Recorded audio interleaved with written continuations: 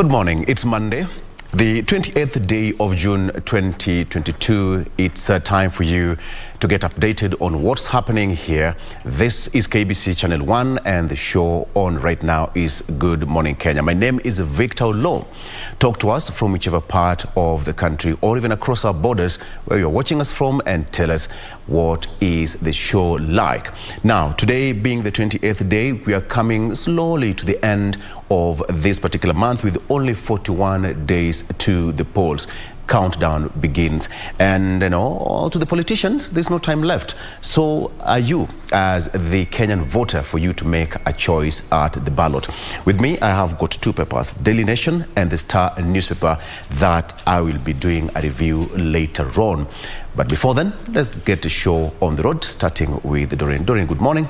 Good morning to you, and also good morning to our viewers, even as you speak of 41 days to the polls. Now, as the new candidates are saying that we are not going to go that route. That is the zoning which is being employed by that particular party. In fact, a section of them, including, Bahati, who's eyeing the Mathare MP, the Cyrus Jirongo, who says, amongst others, that that is not what they will agree to. So what does this mean for Azimio la Umoja, One Kenya Coalition Party, knowing fully well they have up until Thursday to decide before IEBC gets to start printing the ballot papers? Even as that is happening, senators are now asking IEBC to comply and also use the manual register. Will IEBC agree to this, knowing again fully well they have insisted that the digital register is the way to go? All this again with just 41 days to the polls. We wait to see how all this will turn out and pan out at the end of the day.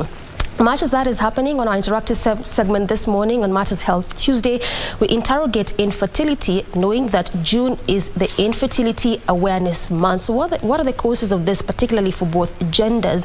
What percentages account for this, and what alternatives are there in existence for a couple who might just have been identified as an infertile couple? That is what we will be talking about this morning. And remember, again, also on traffic, we'll be looking at what is happening along Joko Road. We didn't get a chance to do that yesterday, but we get to do that today, knowing fully well it is one of those busy roads that gets to branch off from the major outer ring road. That will be your focus this morning. Many thanks for making time. I'm Doreen Arange Okelo. Ray.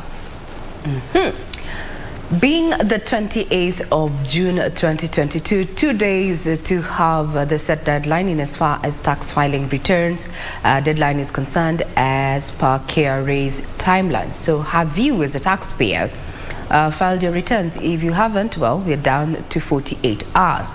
Talking about, generating revenue for this country at a time when inflation is pegged at 12%, and this has already sparked, demos and calls for higher or rather increment in pay, especially for those in the formal sector.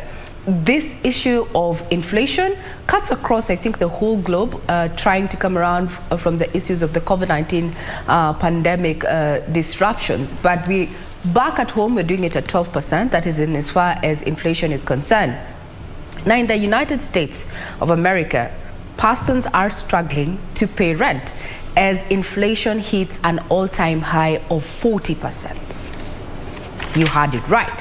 Matters of inflation being Tuesday, we're also going to be focusing on matters of what is happening as far as the economy is concerned. And I want to start off this particular broadcast just reading an opinion by a political and economic analyst here, Gideya Kamari, who says, one would have thought that at a time of high inflation and unemployment, the new administration would reduce the size of government in order to reduce taxes and interest rates. Those are the views of none other than Gideya Kamari, who is a political and economic analyst. We want to remind you that we welcome your feedback. You can get us on our various social media platforms, including Twitter at KBC Channel 1. My Twitter handle is at Ray Manyara, and I'll be taking you through what has been making headlines in the last 24 hours, talking about matters business, also what is happening in the political scene, and a little bit of what is happening across the region. So do keep it right here.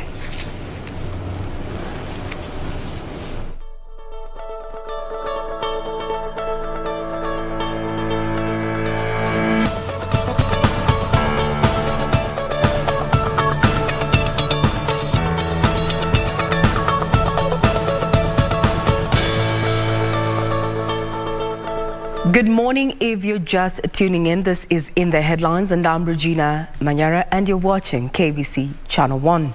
Now, the ghost of ICC is back, so to speak, as lawyer Paul Gicheru is now pleading with the International Criminal Court at The Hague to acquit him of all counts facing him, saying the office of the prosecution has not linked him to any bribery cases in regard to what the witnesses have had to say. Now, in his submission, Gicheru said the office of the prosecutor relied on hearsay and unsubstantiated claims to nail him. While giving his closing submissions before the trial chamber at the International Criminal Court in The Hague, lawyer Paul Gicheru, through his lawyer Michael Carvanis, punched holes into the prosecution case, holding him on counts of offences against administration of justice. Did not give an opening statement. Where in the statute does it say that the defense must give an opening statement? It doesn't. And not to mention, an opening statement is not evidence. Gicheru is accused of criminally responsible for 8 counts of corruptly influencing witnesses individually as a direct perpetrator jointly with other members of Common Plan, as a direct co-perpetrator in bribing witnesses to drop their ICC cases against Deputy President William Ruto at the Hague-based court. Although I say that even Stevie Wonder, the great American blind, singer, could see what the defense was. How did this failure on our part compromise the OTP in presenting its case or negatively impact its burden of proof? Gicheru's lawyer James Stewart Carvanis pointed out that the office of the prosecutor is expecting the trial chamber to find the needles of truth, if any exist, hidden in the massive haystack of lies by each witness, and the prosecutor did not rise to the level of proof. The OTP argues that you may rely on one part of a witness's testimony while rejecting others, since no witness is per se unreliable. Well, even the clock is right twice a broken clock is correct twice a day. Fair enough. No witness is per se unreliable. But the jurisprudence of the ICC is somewhat more nuanced. Carvanis claiming witnesses who were known to have lied were interviewed in an inordinate number of times to smooth out inconsistencies and improbabilities in the evidence or tailor it to the office of the prosecutor's case, and denied offering a bribe to a witness at gunpoint to stop them from engaging the International Criminal Court. And they opt for what I call the skunk factor. You bring a skunk into the courtroom for a second or two, take him out. The skunk is out, but the stench remains. It's all about insinuation. Prosecution urged the ICC to hold count Gicheru and not consider his submissions. The trial chamber said they're going to deliberate on the submissions. We'll be keeping tabs on that particular development, and that story actually finds its way on the front page of one of the dailies that we're going to be sampling for you in not too long. Now, let us look at the issues of election preparedness, where nominated Senator Beth Mugo now wants the Independent Electoral and Boundaries Commission to reconsider the decision not to use the manual register in the August general election. The nominated senator said the move will deny many Kenyans their constitutional right. Separately, people living with disability in Mombasa County have called on the electoral body to ease access to ballot material come August 9th. Michael Mondiga reports. Nominated Senator Beth Mugo claims a lot of Kenyans are faced with the challenge of having their fingerprints captured due to the nature of their jobs, while others have had their fingerprints disappear with age. The chairman to rethink and to change the arguments is advancing, because to me he will block out more people than maybe how such a register would be misused. Mugo, who addressed the press at County Hall in Nairobi, further argues that all Kenyans have a constitutional right to vote, and IBC should ensure the manual voter register is a veil to cater for people who have no fingerprints. Have a duty to ensure that such scenario is avoided by ensuring that the manual registers will be available to cater for such people in every voting station. IEBC maintains it will uphold the Court of Appeal ruling that biometric be the primary verification method and will only use the manual voter registration as a last option. Together, when we go to the National Tallying Center, we shall be comparing the results which all of us have. So everybody can tally, have their own PVT, but the final announcement, declaration is the commission. That's what we are saying. Meanwhile, a section of persons with disability in Mombasa County is calling on the Independent Electoral and Boundaries Commission to ease access to voting materials and centers, as well as scale up voter education for the special interest group. IEBC wahakikishe wamefuata sheria County Governments Act Section 7(1). Wa make sure kwamba kila county ina wakilishi wa walemavu, vijana na marginalized, yani wawili. Sisi kweli tuna matatizo mengi kwa sababu ya communication barrier. Hakuna watafsiri wa lugha ya ishara, na pia wakati tukiapply zile kazi hakuna ile 5% ya job opportunities. IEBC hawafuatia, wazingatii hiyo. Kwa hivyo sisi tunakwama sana na mambo ya interpretation hakuna. The PWDs are also urging the security apparatus to ensure law and order is maintained during pre and post elections. Ufia wakati pia kwenda kupiga kura. Anything can happen. Kunaweza vita kutokea. Sasa sisi tunaogopa. Maana tunaweza katika vita vitatokea, na atakayeumia nani? Obvious sisi wa kwanza. And media organizations and practitioners have been urged to rely solely on the official documents from the Independent Electoral and Boundaries Commission when tallying the election results in the forthcoming general election. Principal Secretary in the Ministry of Information, Communication and Technology, Jerome Ochieng, said media practitioners must avoid broadcasting and publishing conflicting information, as this will only yield disharmony among Kenyans. And if that Form 34A is won and it's signed by all the agents, then I don't see any reason why we should be having two houses reporting different numbers. Ochieng was speaking in Kisumu County during a media training on election coverage organized by the Media Council of Kenya. Less than 40 days towards the 9th August general elections, the people with disabilities are urging IEBC to consider their plight of ensuring easy access to polling centers and ballot papers for the visually impaired. We're down to 41 days there, and we're going to continue keeping tabs as that conversation in regard, to having manual registered also applicable, their use applicable at the polling stations there, drawing a lot of debate from different quarters. But IEBC seems to remain steady in its decision to just broadcast, electronically. Now, the Ethics and Anti-Corruption Commission is reaching out to the clergy to help educate Kenyans on the need to elect leaders of integrity. The anti-graft watchdog engaged a section of the clergy on the strategies to employ in barring corrupt leaders from occupying leadership positions. EACC Chief Executive Officer Twalib Mbarak warns failure to deter election from corrupt leaders will result in individuals of questionable character occupying the elective seats.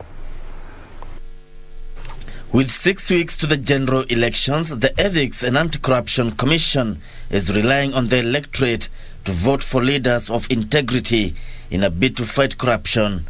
EACC is engaging the clergy to assist in civic education.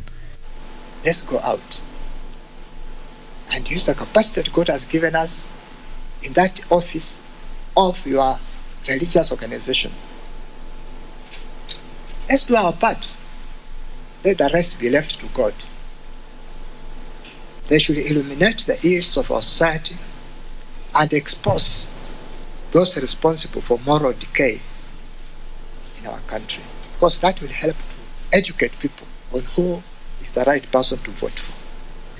The Ethics and Anti-Corruption Commission has flagged 241 political aspirants with integrity issues, but the Independent Electoral and Boundaries Commission has only barred 5 from contesting for elective positions.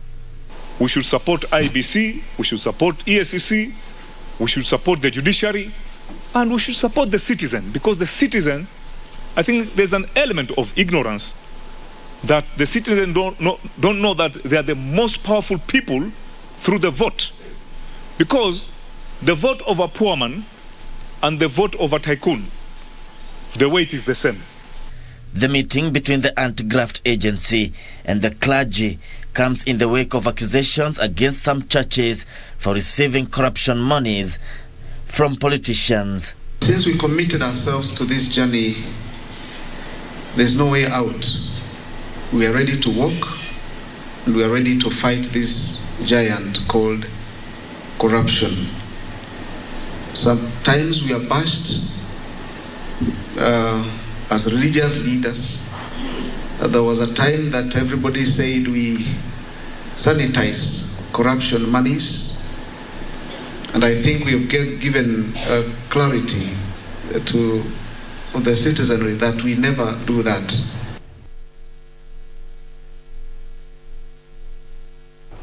Calls for civil education there ran with the clergy running point. Is it a question of a little bit too late? Well, some would argue that there's still time, while others would say if you had already made up your mind as to who you're going to vote, well, there's little that can be done to change your mind. Remember, at the end of the day, it is you and I as the electorate who get to decide who occupies these offices that are up, for the elections, or rather, these leaders are vying for.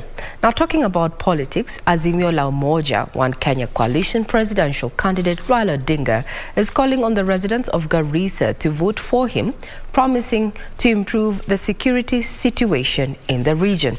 Here is a recap of what happened in Dadaab, Garissa yesterday. Azimio One Kenya team continued their campaigns in northern Kenya, this time round in Dadaab, Garissa County.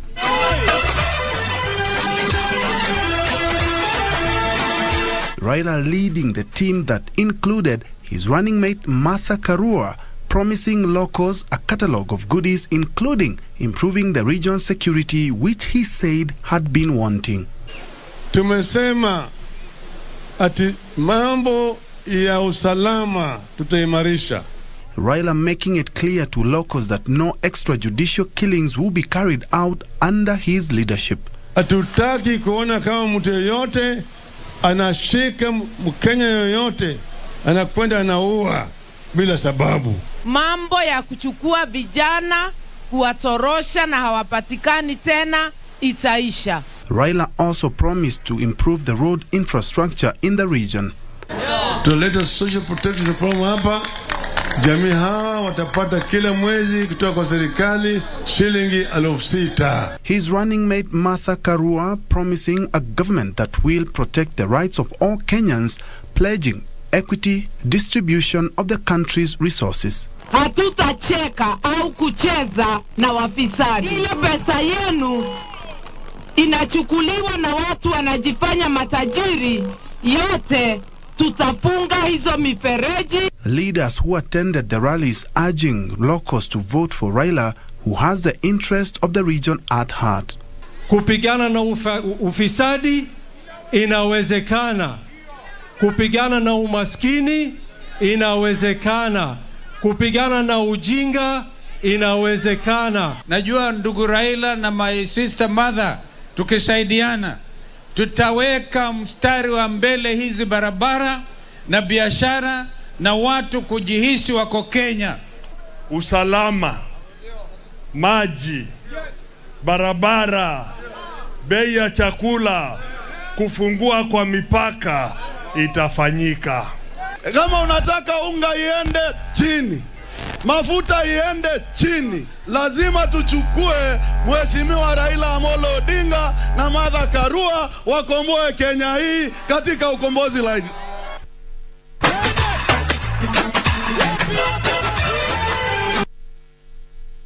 Still on the campaign trail, Kenya Kwanza presidential candidate Dr. William Ruto has called for the establishment of a National Health Service Commission to address health challenges in the country. Ruto says that if the Kenya Kwanza coalition forms the next government, the commission will streamline distribution of drugs at both the national and county levels for the benefit of Kenyans.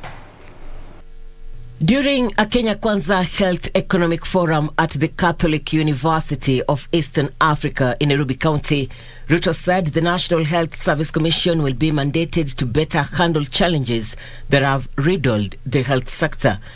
That will not only capture all the health data, it will also make patient data portable from one place to another without a lot of effort. And it will also make it that much more easy to sort out commodity supply and also help us with telemedicine. The Deputy President blamed poor supply chain of drugs and lack of enough personnel for poor service delivery at health facilities across the country.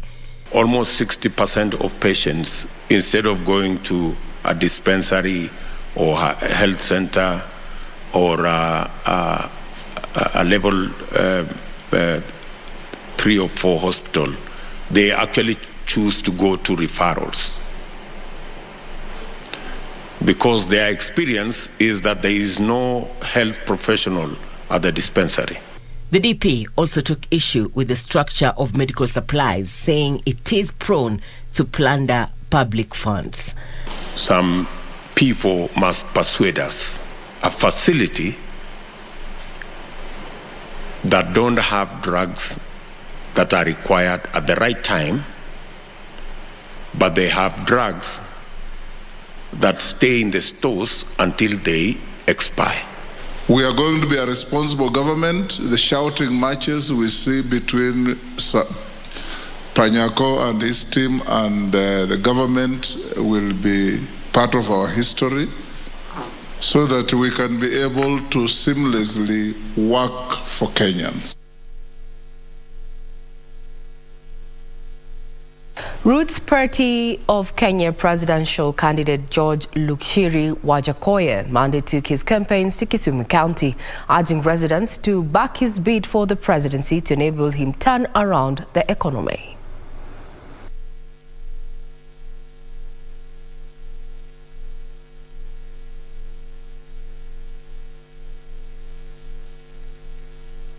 To local contractors to undertake government projects. He said it is only through such initiatives that unemployment can be tackled effectively.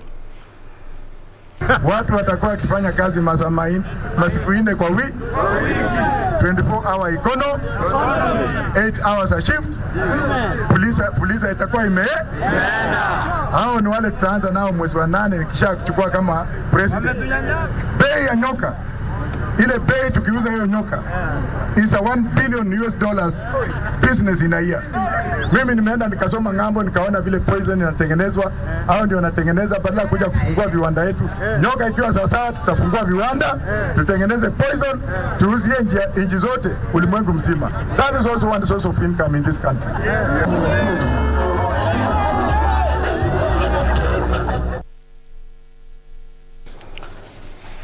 Now, away from the political scene is that more than 100 cases of torture have been recorded in the country over the last 6 months. Human rights defenders say the number could be higher as some cases go unreported.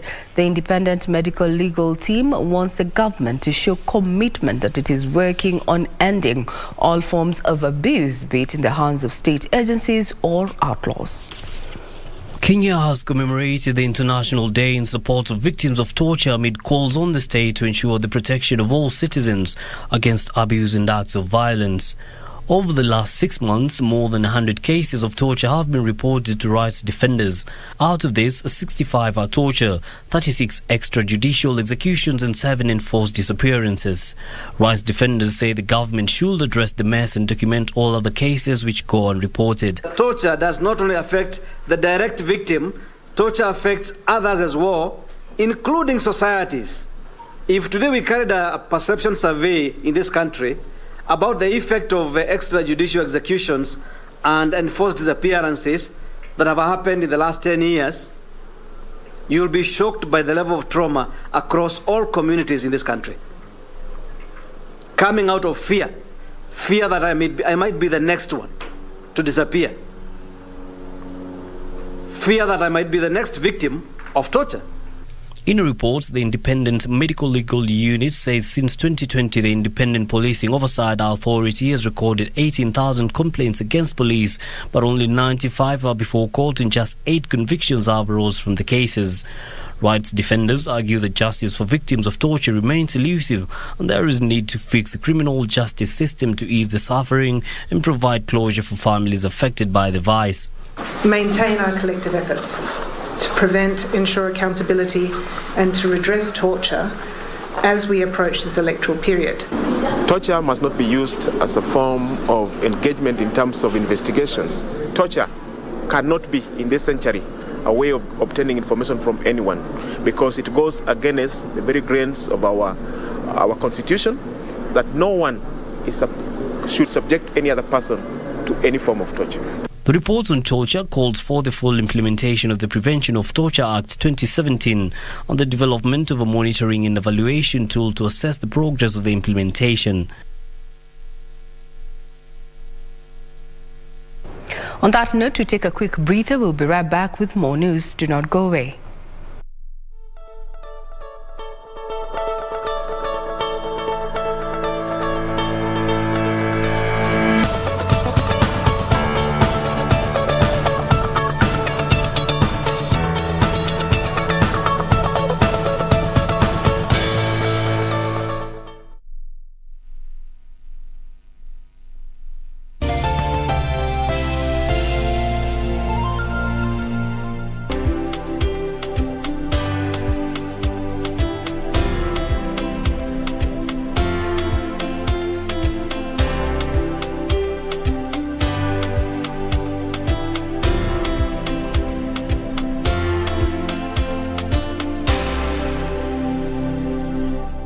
As campaign intensified for the upcoming general election, what does all this mean for you, the voter?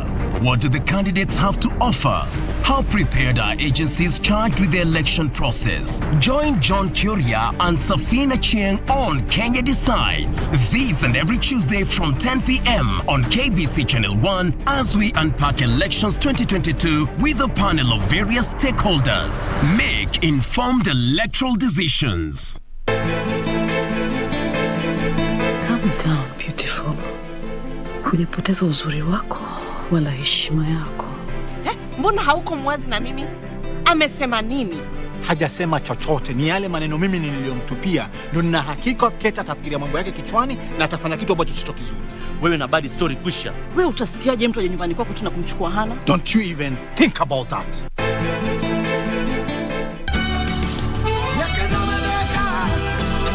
After working for me all these years, it should be pretty clear to you that I'm not someone you'd want to be an enemy. Well, I wanted you to know that I've been in love with Jaime. Doctor, what is it? I'm sorry, Imagine, but your baby's dead. You are a murderer. You killed my baby. Get out of here now. I want you out. I hate seeing you happy. I hope one day you suffer pain far worse than what I'm suffering right now.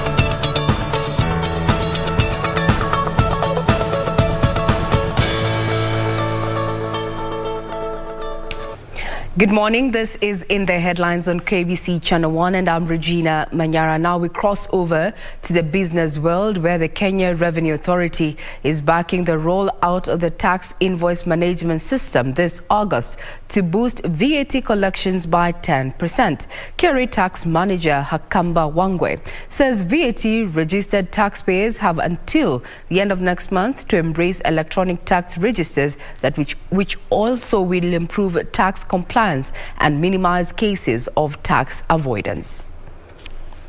The Kenya Revenue Authority plans to roll out a tax invoice management system to enhance revenue collection, improve tax compliance, and minimize VAT fraud. Existing situation where we have most of the processes being manual, then we don't have good visibility of the vertable transactions. We want to move to the next stage where we have better visibility of these transactions and also being able to assess the accurate taxes that are due from VAT registered taxpayers. But that is looking from the government side. So we also look at how we can make the processes better for the VAT registered taxpayers. Effective August this year, VAT registered taxpayers would be required to use electronic tax registers. This is after the gazettement of the value-added tax electronic tax invoices regulations last September that provided for a 12-month compliance period. With the deadline fast approaching, all newly registered taxpayers and those who intend to replace their electronic tax registers are being urged to begin the process of transitioning. It's now that we're actually having a push of most of the taxpayers coming on board. So as much as, yes, it's not been where we wanted to be right now, but we know in the past 2 weeks we've had a surge of our taxpayers being Kenyans trying to adopt this change and be able to come on board. The system, which has been integrated with the iTax system, is expected to simplify VAT return filing and foster faster processing of VAT refunds. KRA says upon completion of the rollout phase, auto-populated VAT return will be activated.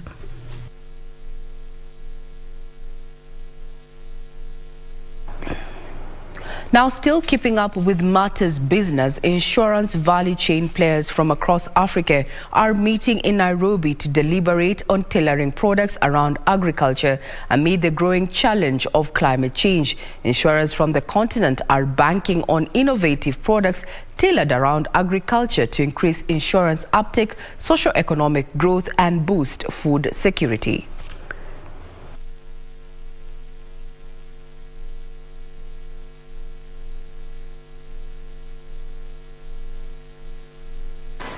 The 48th AIO conference is under the theme, Insurance and Climate Change, harnessing the opportunities for growth in Africa. As the continent's risk managers, the insurance sector is therefore called upon to provide risk management solutions in the form of risk mitigation and transfer, building resilience and enabling the continent transition to net zero greenhouse gas emissions. The African Insurance Organization, AIO, established in 1972, is an international organization recognized by 48 African governments. The main objectives of AIO at birth were the development of a healthy insurance and reinsurance industry and the promotion of inter-African cooperation.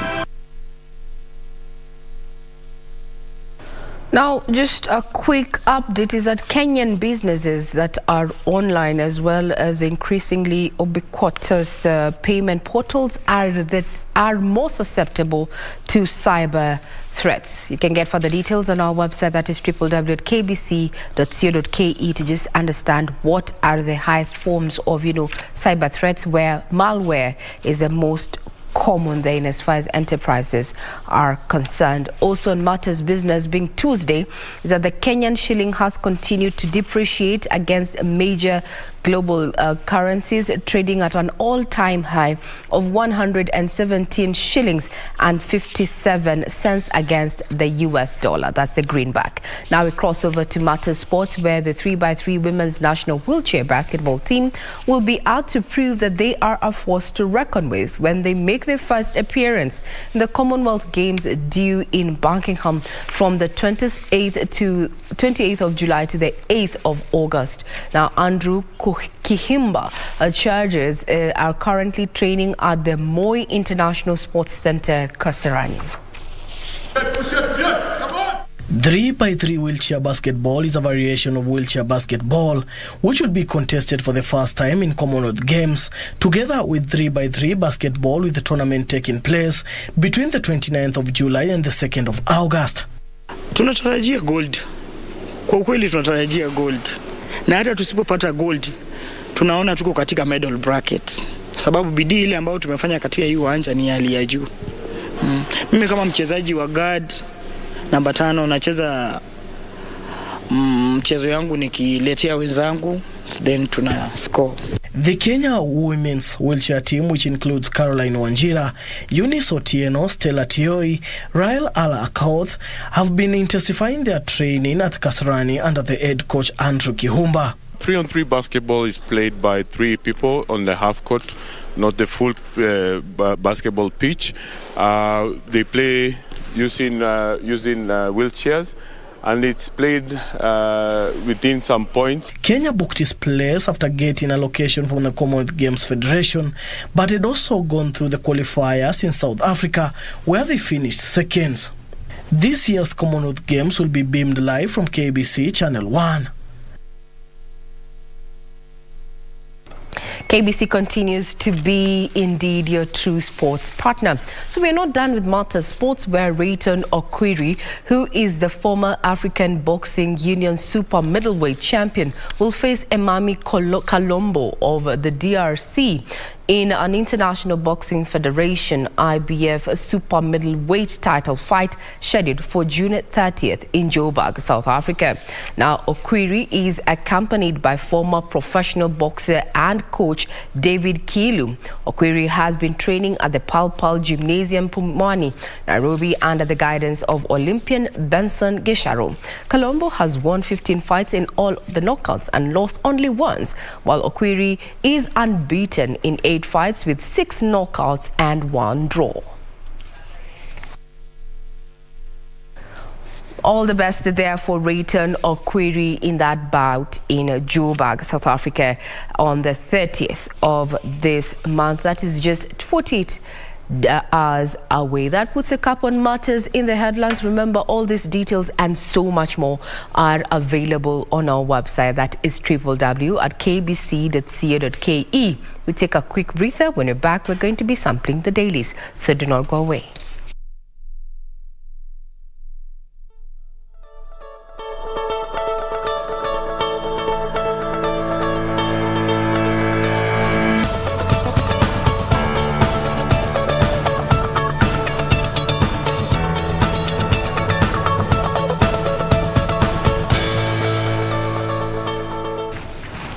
Time for us to quickly skim through the dailies, and I start you off with a copy of the People Daily. With the main read this morning is basically what is happening within IBC and what also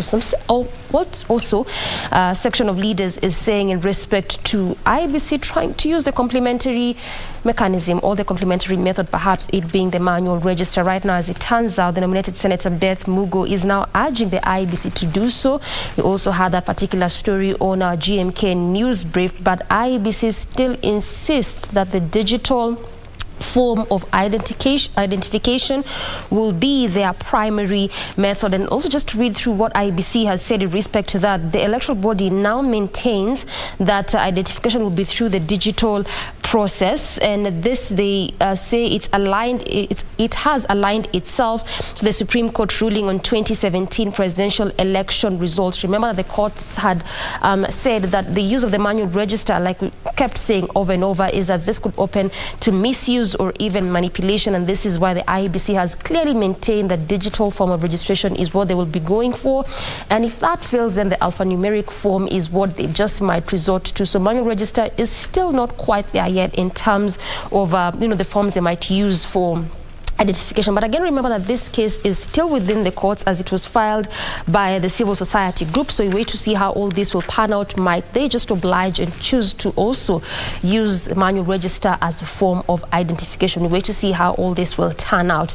And even as this is happening, could there just be crisis in the Azimio la Umoja One Kenya coalition party, knowing fully well they have up until Thursday to ensure that they are complete with this zoning process in which they are engaged to? This is because the IBC now has until Thursday to gazette the names of the candidates for various positions. This simply means that once that gazettement is complete, then those are the names that are going to appear on the ballot. Now, largely also, Azimio has employed zoning, given the fact that the various parties that they have. So it simply means that they have various candidates within the coalition party in a particular area. And so they say that they do not want to give their opponents a chance, or a better chance rather, or even just to give them an advantage when it comes to the August 9 general election.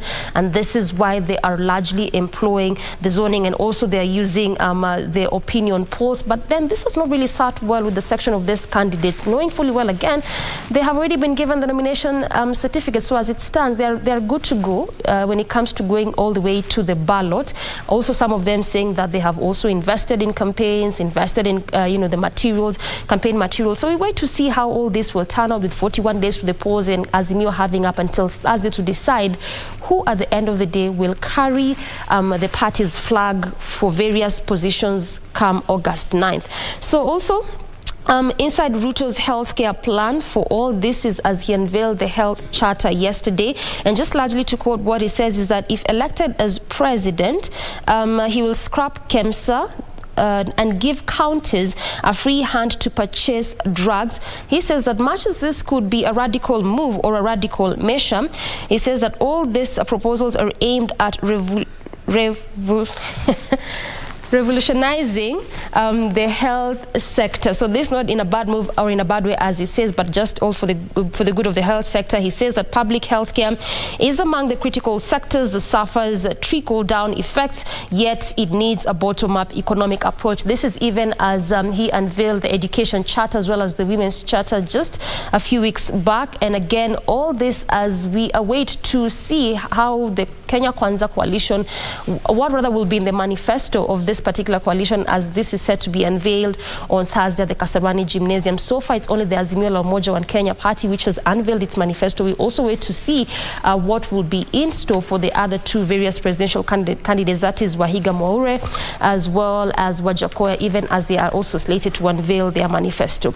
And lastly, more than 80 parties submit nomination lists. This is out of the possible 83 parties, obviously locking out the two parties which have not submitted the nomination list of leaders, that is Ford Asili and Ukweli Party, who according to IEBC failed to submit as at closure of the deadline, which was just this past Saturday. That was on June 25th. They were supposed to submit a list of nominated leaders. This in essence means that after the polls, those leaders that will get to parliament, either as nominated MPs or nominated senator. Remember that IEBC had earlier on given a recommendation for parties to ensure that they meet the 2/3 threshold even as they submit the list of nomination, but the courts ruled against that, saying that it contravened the electoral laws, and also public participation was not put into consideration. And again, the timings which IEBC was asking parties to do that was not quite there, was not the correct timing. So this just forced parties to submit the names of the nominated list of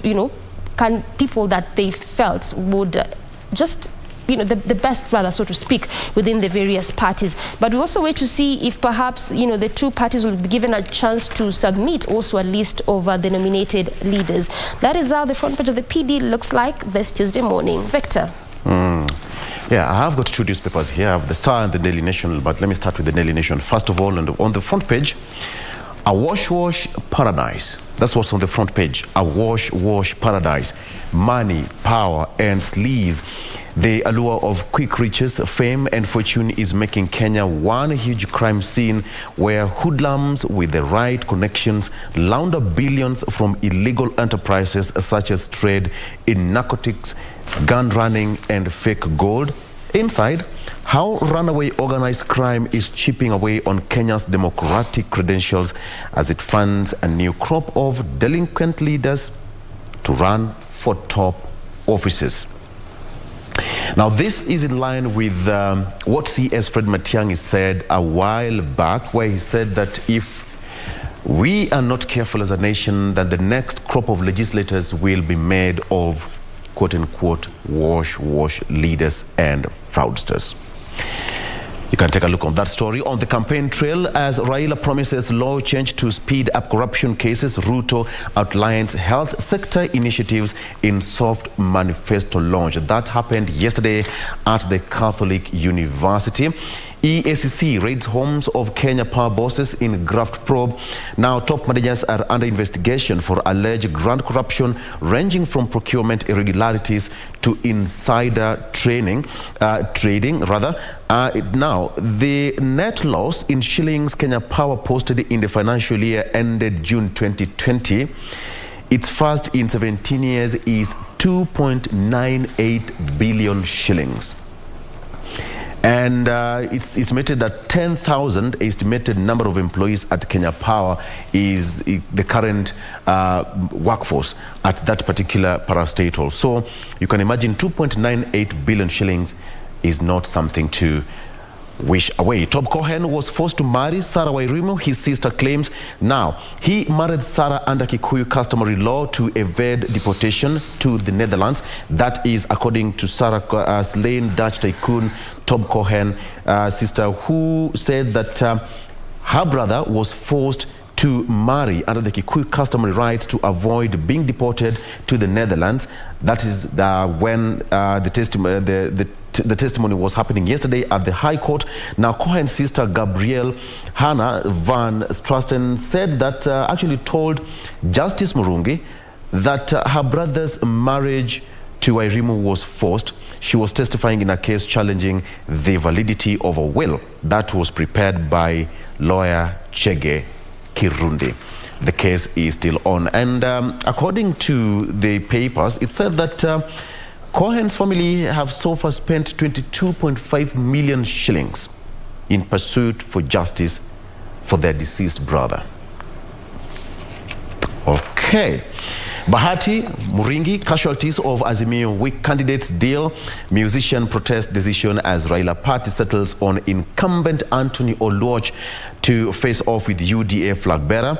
Now, in Mathare, Azimio has settled on MP Anthony Oluoch of ODM to be the sole candidate in the August 9th general election. ODM Embakasi North parliamentary candidate Jane Muringi has been prevailed upon to step down for Jubilee's Harrison Wangoro, who will now face off with United Democratic Alliance candidate and incumbent James Gakuya.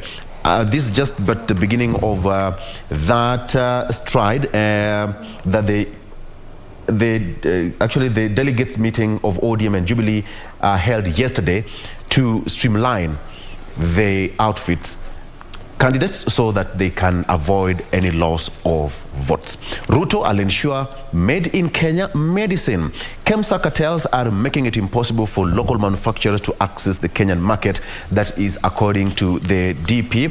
He was speaking yesterday at the Catholic University of East Africa during the Health Economic Forum, where the DP said that Kenya's Medical Supply Authority, that is KEMSA, cartels are making it impossible for local manufacturers to access the Kenyan market.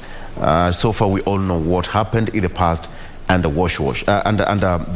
KEMSA, I beg your pardon, Wash Paradise.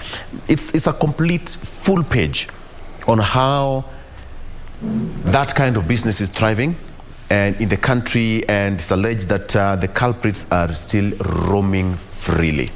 Okay. And finally, Gisheru fate in judge's hands as case closes. His lawyer and ICC prosecutor clashed in their counter-arguments at the end of the trial that lasted 19 months. And now the trial judge, Miata Maria Samba, said that the chamber will deliberate on the proceedings and will deliver their ruling at a reasonable period that will be communicated to both and all the parties involved in the case. That is as far as Daily Nation is concerned. I take it to Regina. I'll be back with the Star. Regina. Front page is all about, that development in regard to the ICC case. There are now phone data links Ruto to witness bribery. This is a main read in this particular issue of the Standard this morning. The closing arguments, the judges told that there is enough evidence linking lawyer Paul Geshero to witness tampering meant to benefit Deputy President William Ruto, as ICC prosecution names other 10 associates in the alleged scheme. This is a detailed report that you'll get details on our website there, www.kbc.co.ke. However, this is what has captured the eye of this particular scribe this morning on this daily, being the 28th of June 2022. Now, the prosecution's closing brief sets in detail how the evidence presented proves that Paul Gishoro is guilty on all 8 accounts of corruptly influencing witnesses. Well, that is what has been captured. However, further details onto our website. Now, the cost of living has been shooting, and it has sparked protests for higher pay, especially within the formal sector. And we started off this particular broadcast with an opinion by a political and economic analyst, that is Giveya Kamari, who says one would have thought that at high time of inflation and unemployment, the new administration would reduce the size of government in order to reduce taxes and interest. Talking about taxes, you have up until June 30th to have filed your tax returns. That's the deadline there.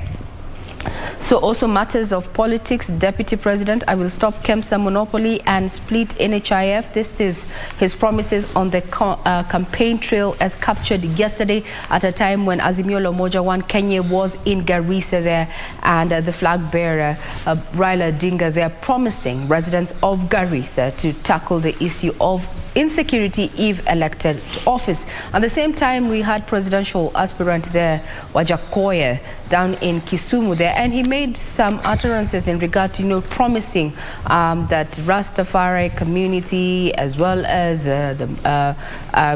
different factions in as far as matters of religion are concerned are going to have special days to just, commemorate or adhere to, their laid down religious edicts, so to speak. So we have been keeping it, equal across the political campaign. So as KBC there, you can be sure of no biasness in our coverage in regard to where we are in as far as matters of politics are concerned.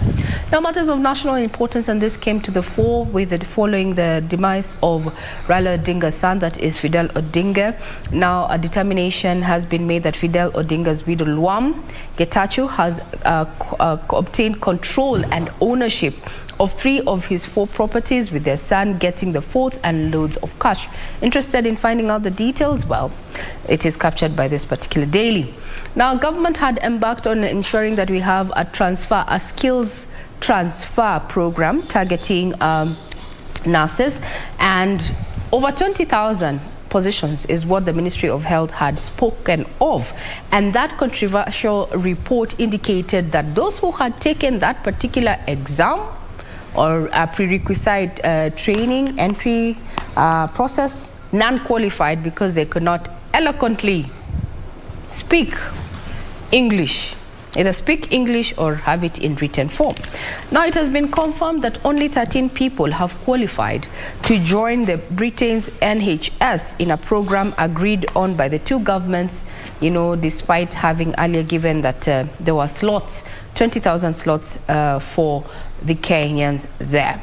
Looking at County 01, talking about Mombasa County, is that the construction of the Makupa Bridge connecting Chuda there and Port Rees Creek is expected to be completed this month, and the project, which costs around 4.5 billion shillings, will restore the coastal city's island status. In a nutshell, that is what we have on the front page of this particular daily, with the back page of this particular daily still just having a recap of what was happening over the weekend at the WRC there, where Kale Rovampera carried the day in the weekend's race there. The Safari Rally Championship was indeed a showpiece for the country. Now, Victor. All right. It was a fun-filled weekend. Now, finally, and on to the Star newspaper. High cost of living at the center of Raila Ruto battle. DP blames Raila and President Kenyatta for skyrocketing food prices. That one was happening while ODM says that Ruto responsible for collapse of Galana Kulalu. Blame game continues.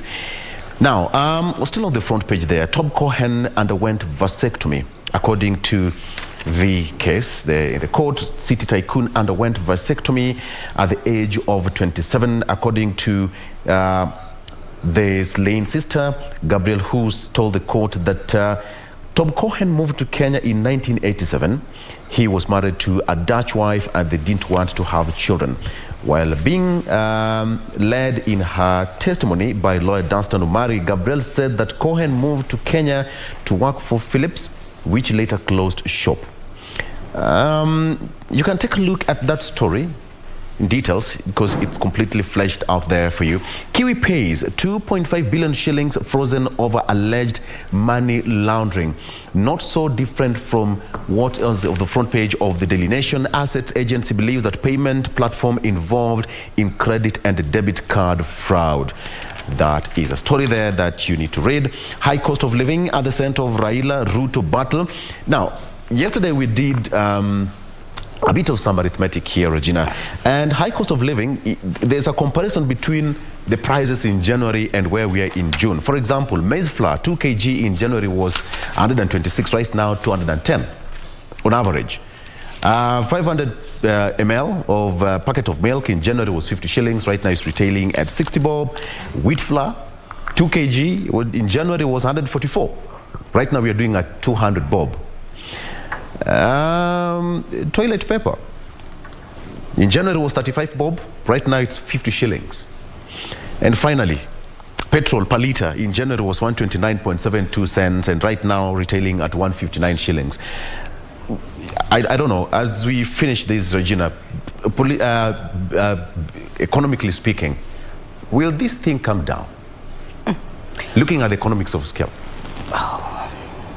What we can say is that, and I would want to quote what economists have said, 2020 was a COVID year. It took the globe by storm, and consequently we had what we term as COVID disruptions, disruptions into the supply chain across board. For instance, right now we're talking about the high cost of international cost of fuel, the Brent, the Mobane and such. Yes. OPEC is cutting its supply. And in some quarters, this is seen as a deliberate move to actually create more demand amid short supply so that you can inflate the prices. Well, it is working. This has been exacerbated by the ongoing war between Russia and Ukraine that was very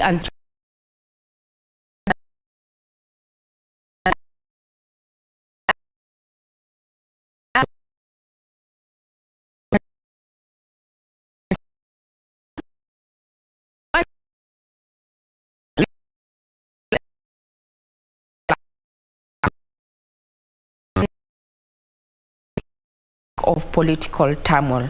So we are looking at what is happening in Zimbabwe. We have what is happening in Sri Lanka. And what comes out here is that when you talk about inflation, we are all feeling the heat, maybe in different categories, so to speak. We have the US, people are struggling to pay rent. We're here, we're doing, up 2 kg pack of flour. This is not about to end. We are not alone as a nation. Yes, we are not alone. Then what is likely to happen? What is likely to happen as we head into September? Right now, I know we're talking about politics and such, but what is likely to happen when it comes to matters of climate change? We are likely to have a food crunch, shortage towards September. Why? The rains are not enough. We have not planted enough. We are not focusing on even water harvesting. As we're talking about Kijibaridi in June, are we ready? Have we planned how we're going to harvest the rains that are a little bit delayed to see us through the coming season? We are bound to be in a very difficult place, not just Kenya, but the globe at large. But I think leaders need to have some foresight. All right, this Regina is not Fadili says that we need to wind up. Doreen had something to say. Yeah, I wanted to say that actually it's not only unique to us. I mean, just also going by what Regina has really well explained, that this is actually a global issue. And coming down to Kenya, our prices of fuel are not even helping at all. Now with the conversation of end fuel subsidy at the end of the day, we all know the ripple effect of that. Again, cost of living going much higher. Brace yourself for tougher times. Yeah. Okay. Doreen, take us to a break then. Yeah, and we are done with our second segment in the headlines, but we still have plenty more, including what we have in store for you on our various interactive segments, so stay put.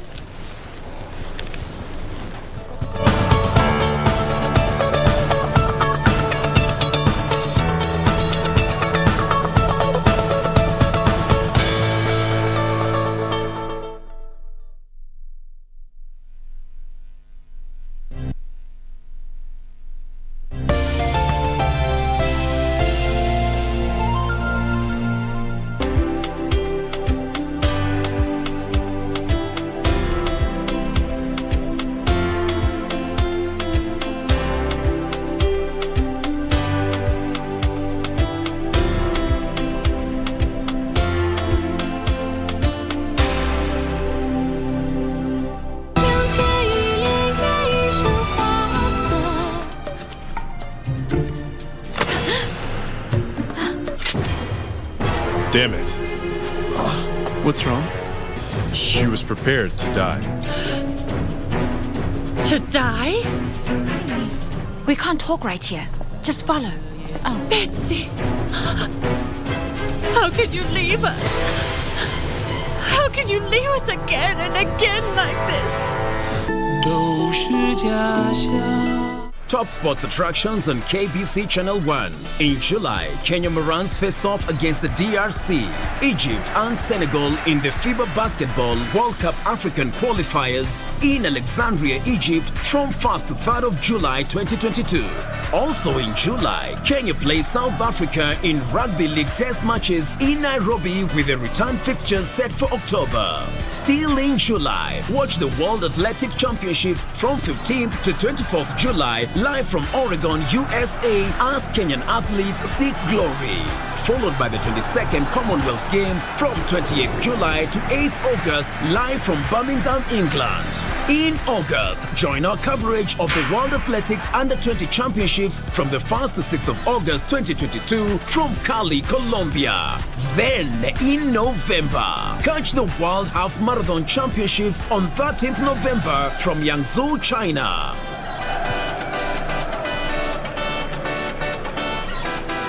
Now that's what sets us apart as KBC Channel 1, your true sports partner.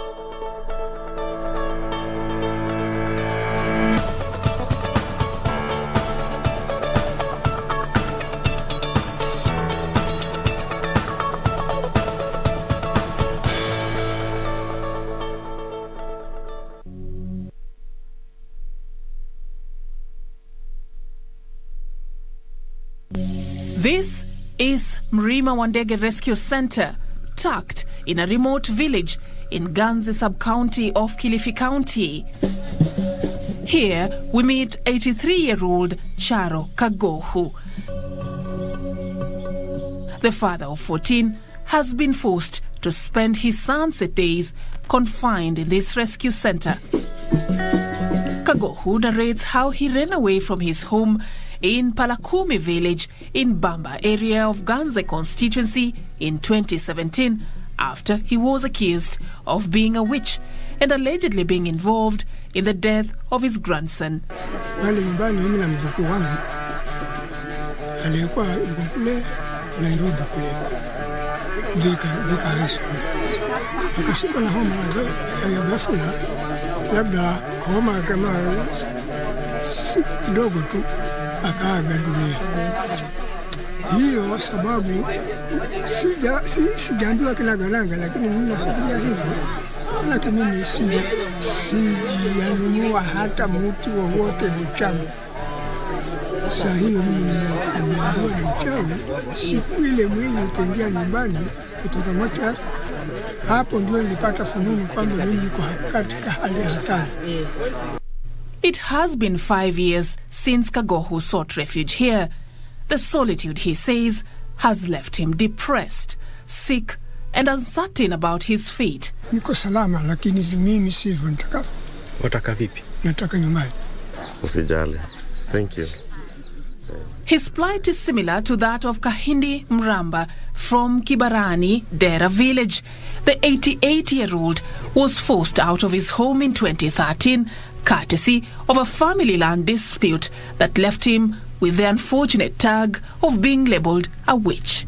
Nilikuwa na mtoto wa mkubwa wangu. Hao ndio walikuwa wananyanyasa ile shamba yangu. Lakini sasa tulienda mbele, sasa tukafuata ile mambo ya shamba, ndio tukamaliza kwa wakili, tukaenda na wazee wa hapa mpaka kwa wakili tukamaliza ile kesi, ndio nikarudi hapa. Sasa bado hakuna maneno tena, bado kwenda kwangu nyumbani. Kagohu and Mramba are among the over 85,000 people in Kilifi County who, according to the 2019 Kenya National Census, are aged between 60 years and above. A majority of this population have borne the brunt of frequent attacks and killings of allegations of witchcraft. Those who are lucky to escape find refuge in rescue centers. According to Kaya Godoma Cultural Rescue Center Chairman Emmanuel Katana, the institution, which was established in 2008, has been pivotal in sensitizing the community against infringing the rights of the elderly. Out of the 160 elders who have been registered at the institution, 154 have been reunited with their families. Nahamasisha jamii wanarudi kwao, na mpaka sasa bado tuna watu 6 ambao hata jana tulipeleka 2 kwao na mmoja jana pia tukampata jioni. Kwa hivyo tunashukuru sana kwa sababu tumepiga tu hatua, lakini ni ngumu sana. Ni ngumu sana kwa shughuli zile ambazo tunazifanya. Despite the gains, however, the remaining elders are staring at eviction after the 12-acre parcel of land upon which the institution lies was put on sale. Kufikia leo asubuhi tumepatiwa notice ya kufikia tarehe 1 mwezi wa 7 tuwe tumeondoka ama tuwe tumenunua kulingana na bei yake ambayo anaitaka. Kwa hivyo hiyo imekuwa challenge kiasi kwamba hatujui itakapofika hiyo siku ya tarehe 1 kama hatuna pesa tutawapeleka wapi wale wazee wetu.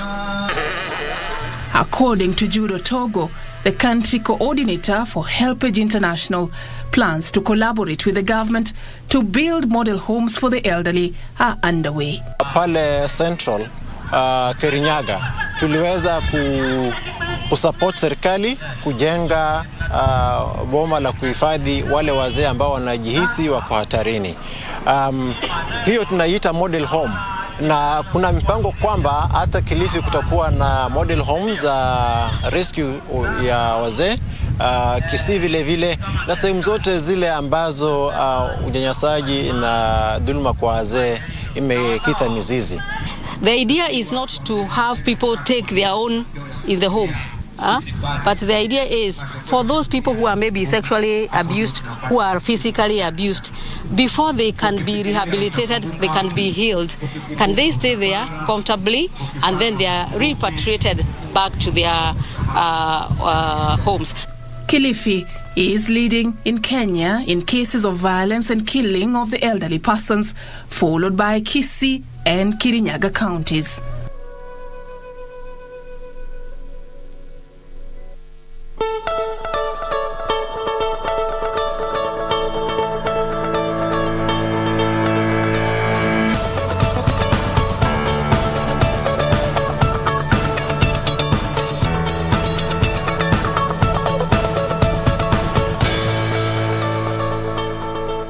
All right, now time for us to get into the next beat of this discussion. And being a Tuesday, People in Politics, we're going to have a discussion in terms of just looking at a myriad of issues. The next 30 or so minutes with me in studio, I have got Ruben Liala, who is a contestant member of Parliament, Badari constituency here in Nairobi County, and the Labour Party of Kenya. And actually, he is the Secretary General of Labour Party of Kenya. He's also a political analyst and an engineer by profession. What an illustrious CV. Ruben, good morning. Good morning, my brother. Welcome to the studio. You came so early. Time management is of the essence, right? Was taught the same. Oh, okay. Perhaps we went to the same class. Our lecture was the same. No. Actually, it's a bit different for me. Mm-hmm. I'm one man who likes being late. Mm-hmm. Because of where I schooled. Right. I schooled in the UK, and there's a way lateness just frustrates you out there. Yeah. Yeah. So you get to learn their ways. And so here I am. I appreciate, and I know it's substance to me today. Absolutely. Yes. And I hope that you will be early enough to serve the people of Mathare constituency, because we have only 41 days to the poll. And I would imagine the level of enthusiasm that you have in terms of time management and managing a constituency is equally important. How will you run a constituency more so in the county of Nairobi, Mathare constituency? Thank you, my brother Victor. To start with, that's an elaborate question. This is where I would start from. For sure, it is not a race for my prowessness. That is where we get it wrong. Management is never about who is at the peak of the mountain. It's always about who can bring together the team, who can bring up the best team, who can motivate, who can bring up people who are more hopeful to fight for their own space. Right. Yes. So as I look at Mathare, I'm looking at a situation where what is lacking most in Mathare is public participation. Yes. It's a situation where the current MP thinks he knows it all. He got to do it the way he wants it, without apparently consulting the Mathare constituent.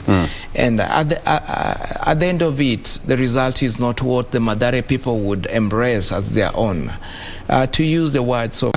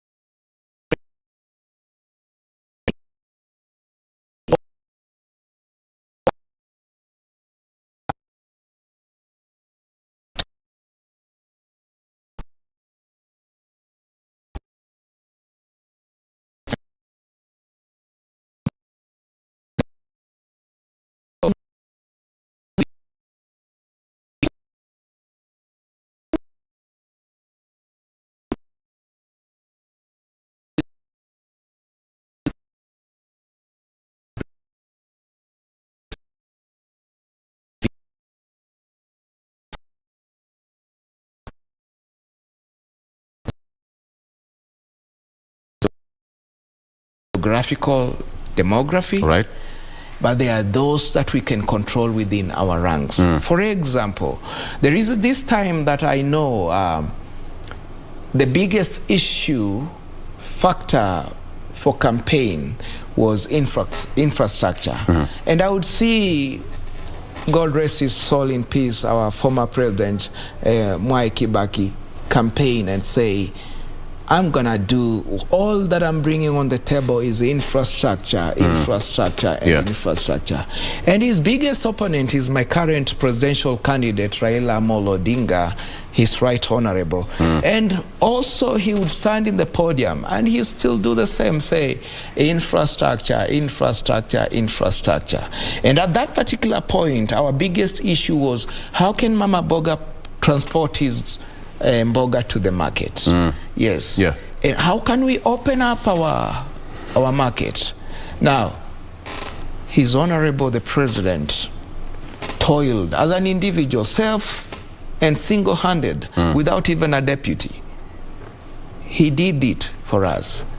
Currently, we are ranked the 5th in the continent are the people who have the best infrastructure. Then we need to move to the next step. That is not something to take for granted. Yeah, no. That is where we go wrong. If all we look at is to a reason to complain, then we will not have the push, the hope for tomorrow. We need to come to a point where we are able to acknowledge as a people that where we were yesterday is not where we are today, and where we are today, we need to use each and every single opportunity to push us to a better tomorrow. But now, as an aspiring leader in the county of Nairobi, the Kenya's biggest GDP comes from this particular county. But you as leaders, do you see that as a factor to consider, to bring people together, to grow the nation, and to walk the talk? I sit in the Secretariat of Azimio. I have been part of the team that have gone through our manifesto. And I can attest to this country that where we are today, we are more hopeful than we were yesterday. And I'm looking at a situation where the leadership that should be coming in the next government, God willing, my candidate wins, that is Raila Amolo Odinga. I'm looking at a situation where we have looked at the details of each aspect of our true details as country in terms of who we truly are. Right. Yes. And I'm seeing a situation where each and every section that brings value to our economy has been touched in our manifesto. But let us not get it wrong. It is not about what we have written in that manifesto. It is for each of us as Kenyans to find a space where we can fit in. An individual contribution. Yes, in that manifesto. Right. Because at the end of the day, the president is not going to be moving to each university or each primary school or each secondary school to motivate our people. It's going to be all of us. A teacher needs to do what he needs to do. Mama Boga needs to do what she needs to do. And Boda, and all of us as it is. It is a country that needs to realize that your individual contribution adds to the bigger agenda of the country. Okay, fair enough. Let me come back to an individual position now. You are a candidate, Mathare constituency. What is your manifesto, in a nutshell? To start with, majority of Kenyans have been taken for granted. We have members of parliament, and I say this with a little bit of pinch of salt because I don't mean to be harsh to the Honorable House of the August. I say this because I've studied what we do. As a Kenyan, I've crisscrossed my country, and I know majority of the CDF committees, they operate based on them being, in quotes, self-sufficient, all-knowing, and stuff like that. We are at a point where some of us have realized all this attitude brings and grooms up a lot of corruption. Like, for instance, my brother, if I made you the chair of Mathare CDF, I would be so happy. You would. Before you finish your statement, I would be so happy. I believe you. I want to believe you. And it is an honest answer. All right. To an extent that I want to let you know that because you'll be so happy, you would be tempted to be biased to practice nepotism, to practice tribalism. Yes, it is who we are. So I know it will happen the same. It doesn't matter whom you put there, he will be biased. So then in Mathare, this rather round, we are saying, we don't want to set up our brothers and our sisters. We want to bring public participation into our problems. Like, for example, in Mathare, the issues that Kiamaiko dwellers are facing is very different from the issue that Mlango Kubwa people are facing. The issue that Mabatini people have, their priority will be very different from the hospital ward. Yes. I can tell you what Ngei is facing is very different from what Huruma is facing. So because we have come to realize our problem are actually localized, so we are saying we are going to set up committees in each polling station, in each ward, a number of them, as it has already scientifically been demographed by IEBC. We are going to use the same model so that when the problem is down, it's escalated to the committee in a way that the committee cannot play nepotism or tribalism. And they actually, the TDF committee in this case will be an organ to execute the mandate that has come from. You know, you've talked about a matter of public participation, which is actually one of the backbones of our constitution. Again, the most progressive constitution, so to speak, in the world. But when it comes to that aspect, you find that most leaders are left to be sole decision makers, so that you don't have, wananchi do not have a platform to question their actions. That is the biggest undoing of my predecessor in Mathare, and not only him. Actually, I would say close to 99% of our members of parliament currently, that is what they do. Then where does that leave common mwananchi? Yes, that is where corruption starts from in CDF. The day we realize that our fellow Kenyans who have given us the mandate have the rights to decide what they want, to prioritize their problem, that is the day we will start reducing corruption. I am a believer of the Manifesto of Azimio under the leadership of Right Honorable Raila Odinga. And I can tell you, he's not joking when he says corruption will be a thing of the past. He's sat with us, he's spoken in no uncertain terms about corruption. He supports what we are doing, our campaign, but we also understand corruption has to be dealt with without compromising. So as a leader in Mathare, I'm looking at how can I be able to meet the needs of my leader? How am I able to add value in the leadership of Raila, so that at the end of 5 years, we are not judged as a corrupt government, because I ascribe to his leadership, and I'm going to be part of that government. Let me ask you a question. As per the survey, a majority of Kenyans are comprised of youth. There's no doubt about that. But when you look right into their faces, Mathare being representative of what Kenya is all about, what do you see in the face of young men out there who graduated from campus 2-3 years ago and still working with their brown envelopes of looking for papers looking for job from door to door, hopeless, but with the hope that at the end of the day something going to come up? What do you see in their faces? I want to apologize for my answer, because I know a lot of young men will take it wrongly.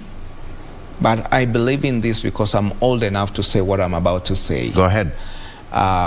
Number one, youths, believe it or not, we've been youths also. You look at us today, we are gray and old and retiring, but we've walked the walk that you're walking. What determines your future is your belief, how committed you are to that particular cause. And I want to tell the youth of this country, yes, I'm not saying we are where we are supposed to be. Like, there's a lot of room for increment in terms of our opportunities, but I want the youth to know that we are counting on them. There's no country, there's no Kenya without them. Right. So whoever wants a white-collar job, push it. Let nobody tell you that the way is to go for your own project. Those who think they can be able to run their own project, start from wherever point you need to start. Push a hand cut, get a barber shop, you know, whatever you need to do, do it. Because I can tell you, it takes a man or a lady to believe in himself, dream, and push himself. That way, us who are older than you will see amongst your ranks, who can we believe in? Who can we mentor? Who are we able to pump our time, our experience into? And that is what separates you from your peer. Yes. Yes. It is the truth. Harsh as it sounds, I know. We need our youths to stop bickering, to stop complaining. Get whichever space you have, use that opportunity and push it like it is the only thing you are created to do. That is how our country is created. That reminds me of my 3 moving words. Victor, just begin. Wisdom. Yeah, Victor, just begin. The moment you are going to lose hope, just think of those 3 words. Ruben, just begin. And then you'll count yourself through 3 weeks later on and you'll see how far you've come. All right, you are an engineer by profession. And when you look at housing, for example, in Mathare, in Nairobi, and in Kenya in general, one of the big 4 agenda of the president was to give an affordable housing to wananchi. Let me get to your point, first of all, generally speaking. Where are we in terms of housing, affordable housing in general? I'll start by saying it's an opportunity to congratulate my president. It saddens me when I hear people talk ill of him, because this is a man who have pushed these agendas, especially the housing. I know a lot of capital and finance has gone into our housing, especially in Nairobi. Yes, there are multi-billion projects that are ongoing, courtesy of the president. The president doesn't need those houses. Yes, he's doing these projects. He's pushing his agenda for our people in that direction, courtesy of his concern for his citizens. So it saddens me when people, especially in UDA and that other end, castigate a man who has single-handedly actually pushed agendas without even a deputy. It saddens me at all. Actually, it truly bring me very low, because I imagine me being him, pushing this agenda like I have done, and still people not acknowledging. But coming back to your question, and my answer would be this. In Mathare, I know, first we have a lot of problems. To start with, there are areas where we don't have even title deeds. And you see, development will not happen. Substantial, permanent buildings will never come up without a title deed. Yes, 75% of Mathare doesn't have title deeds.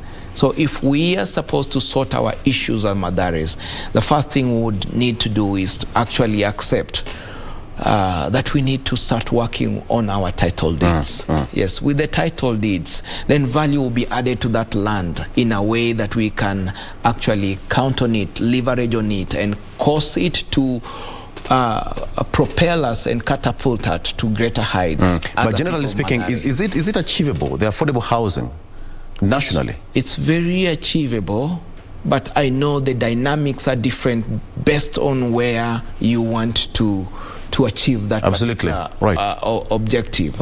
Like, for example, if we are talking of affordable housing and we are mentioning places like Langata or say Kileleshwa, these are areas that most dwellers are affluent, educated. Yeah, and the construction is controlled. Yes, so it's a situation where you are able to easily go through public participation, and the understanding of the citizen will be easier. Yes, as opposed to that, where I come from in Mathare,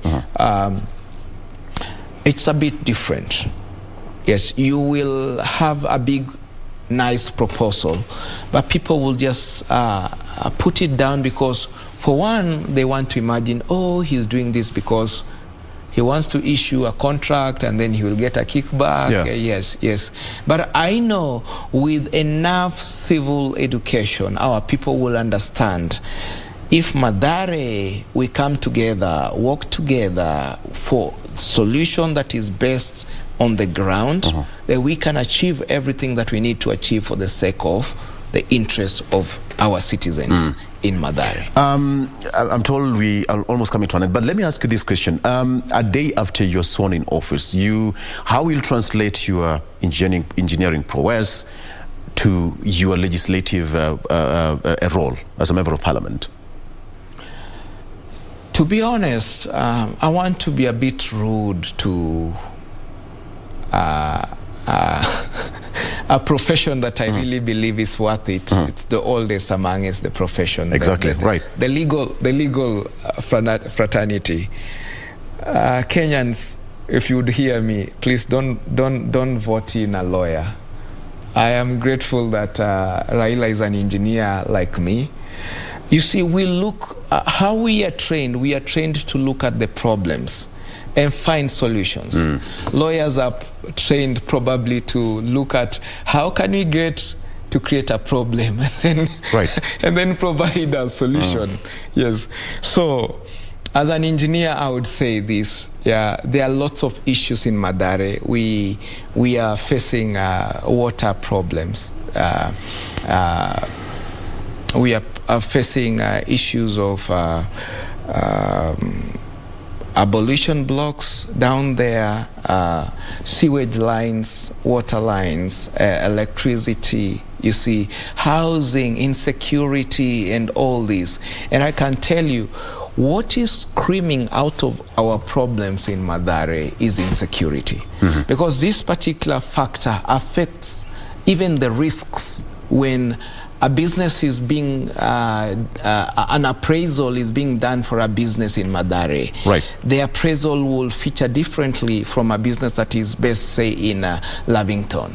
Because the risk, the exposure to the risk is higher in Mathare. Yep. So our problem, our main problem is not based on infrastructure. It is based on, before the space was created for, say, people like us, the population was too big.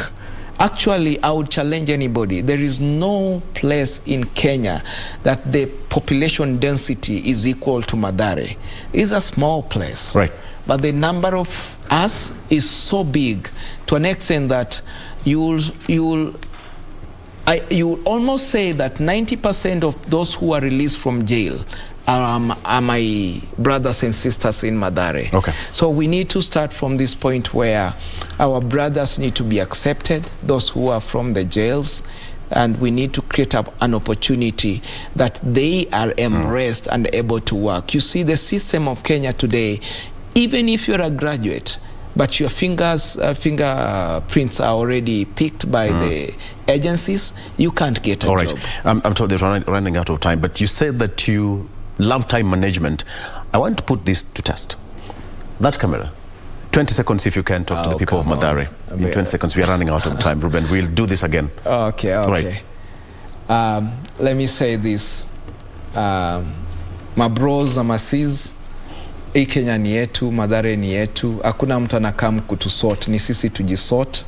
I know I am weak without God, and so I pray that all of us would embrace this beat, because it is out of experience that I speak, that we can embrace each other, work together as a team, na tuweke Mungu mbele. Yote itawezekana. And one more thing, a nation can never be built without God and people respecting their leaders. I trust my people to do those two things, and we will sort all our issue. Thank you. Wow. That is a perfect point to leave it at. Thank you so much, Ruben Liala, who is the Party Secretary General of Labour Party of Kenya, and he's also salivating for that seat, Member of Parliament, Mathare constituency in Nairobi County. Thank you so much, sir, for coming over. We're going to do this again, but because of time, we have to end it right now. All right, so let's take a break, and when we come back, we'll be crossing over to Radio Taifa, where Mwamkondo Rashid and Mwajuma Chozi will be having that discussion with Okongo Omogeni, that is Nyamira Senator. They have got an amazing discussion. That is something that we don't want to miss. Let's take a break, and we come back straight to the radio department.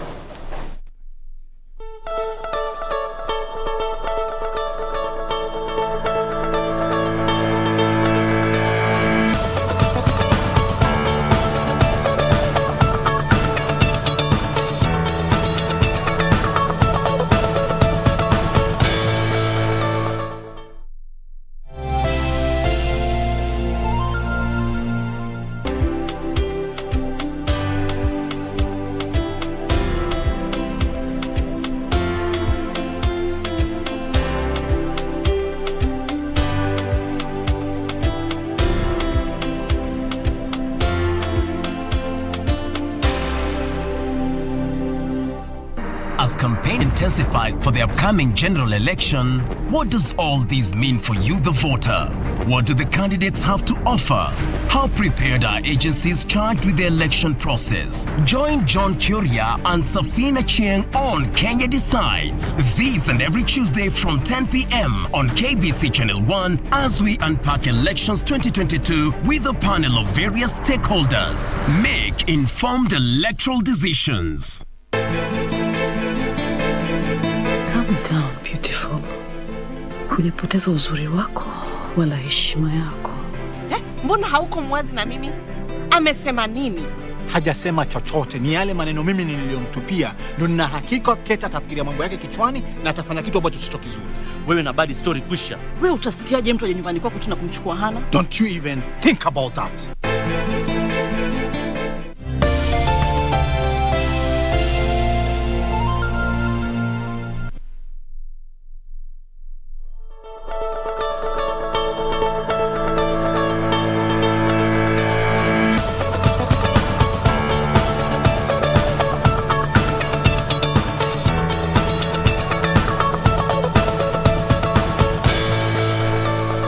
Katika kaunti, na kuna kaunti kadhaa ambazo ilitakikana zipoteze pesa, haswa kaunti ambazo zinatoka katika maeneo ya Northeastern.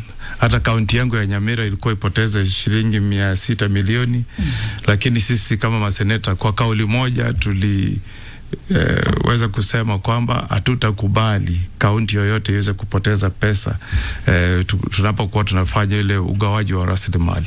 Kwa hivyo tulihakikisha kwamba kuna usawa kwa zile kaunti zote 47, kwa sababu kama tungekubali kaunti kama Mandera ilikuwa ipoteze karibu bilioni 3. Imagine watu ambao walikuwa wamepitia budget yao wakitarajia kwamba serikali kuu itawatumia pesa alafu wanyanganye bilioni kama 7. Kule Nyamira ilikuwa tunyanganywe milioni 600 million, na tuliweza tukakataa na tuliweka sheria ambayo inasema kwamba kwa miaka 5 ambayo inakuja huku mbeleni hakuna kaunti itaweza kupoteza pesa. Ile tunaweza kufanya ni kuongezea kaunti zetu pesa. Pia tumepitisha sheria kadhaa. Kumbuka ile sheria ambayo imeleta manufaa kwa wakulima, hasa wakulima wa majani chai, tulianza kuitekeleza kutoka seneti, ndipoza tukaituma katika bunge la kitaifa, na hiyo sheria imepita na imewapatia wakulima ruhusa ya kuwateua wale madirekta wa mafactory zetu za majani chai, na pia tumeweza kupunguza ile commission ambayo ilikuwa inachukuliwa na wale ambao walikuwa nasaidia katika kutafuta soko ya chai kule nchi za ng'ambo, na hiyo faida yote tumeipeleka kwa mkulima. Hata ukiangalia mwaka huu ukienda kama kule kaunti yangu ya Nyamira, ukienda kama factory kama Sanganyi mwaka uliopita, kabla tuwe na hiyo sheria, walikuwa wanalipwa bonus shilingi 9 kwa kilo, lakini hivi sasa imeongezeka marudufu mara 3. wanapata ile bonus ya chai shilingi 28 kwa kilo sasa hivi. Kwa hivyo unaona kwamba hiyo ni manufaa ambayo imeweza kwenda kule kwa wananchi. Ukiangalia katika maneno ya kupigana na ufisadi, sisi kama maseneta tuliwahi kuwang'oa mamlakani karibu magavana 3 ambao walikuwa wamehusika katika visa vya ufisadi na utumiaji mbaya wa pesa ambazo zilitakana zitumike kwa kuleta manufaa kwa wananchi.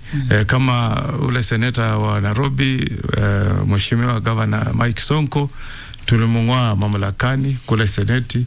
Gavana wa Kiambu Ferdinand Waititu tulimung'oa mamlakani kule bungeni, na pia ule gavana wa Wajir, isipokuwa yeye alipata order kutoka mahakama kuu ambayo iliweza kubatilisha ile uamuzi wa seneti. Kwa hivyo tumekuwa katika mstari wa mbele kupigana na maneno ya ufisadi katika kaunti zetu. Kabla kuweza kusonga mbele, umetoa mifano tu vizuri, mlimng'oa huyu mkamng'oa huyu, mbona hamkumng'oa Waiguru? Unajua kama wewe ushaenda kule mahakamani, si lazima kwamba kila mtu ambaye anakuja kule ameshtakiwa lazima afungwe. Inategemea ushahidi ambao mumeletewa. Na ujue vile kule seneti tunafanya kazi, kung'oa gavana mamlakani inaanzia na ile bunge la county. Kweli? County assembly. Kweli? Hao ndio wanafanya uchunguzi, wanaweka pamoja ushahidi walionao, alafu wanaleta yale mashtaka katika bunge la seneti.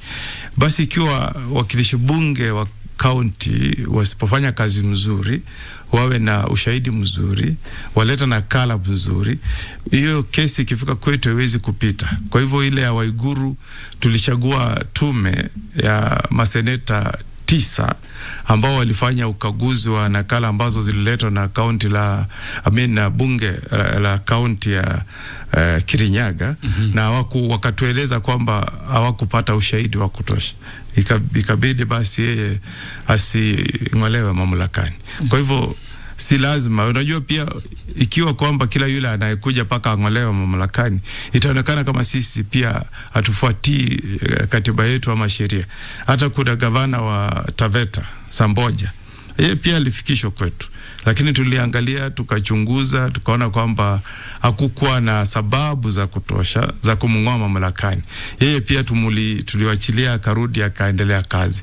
Kwa hivyo kati ya tuseme kesi 5 za kuang'oa magavana ambazo ziliweza kufika kule katika seneti, tuling'oa magavana 3 na 2 tuliwaachilia kwa sababu hakukuwa na ushahidi wa kutosha.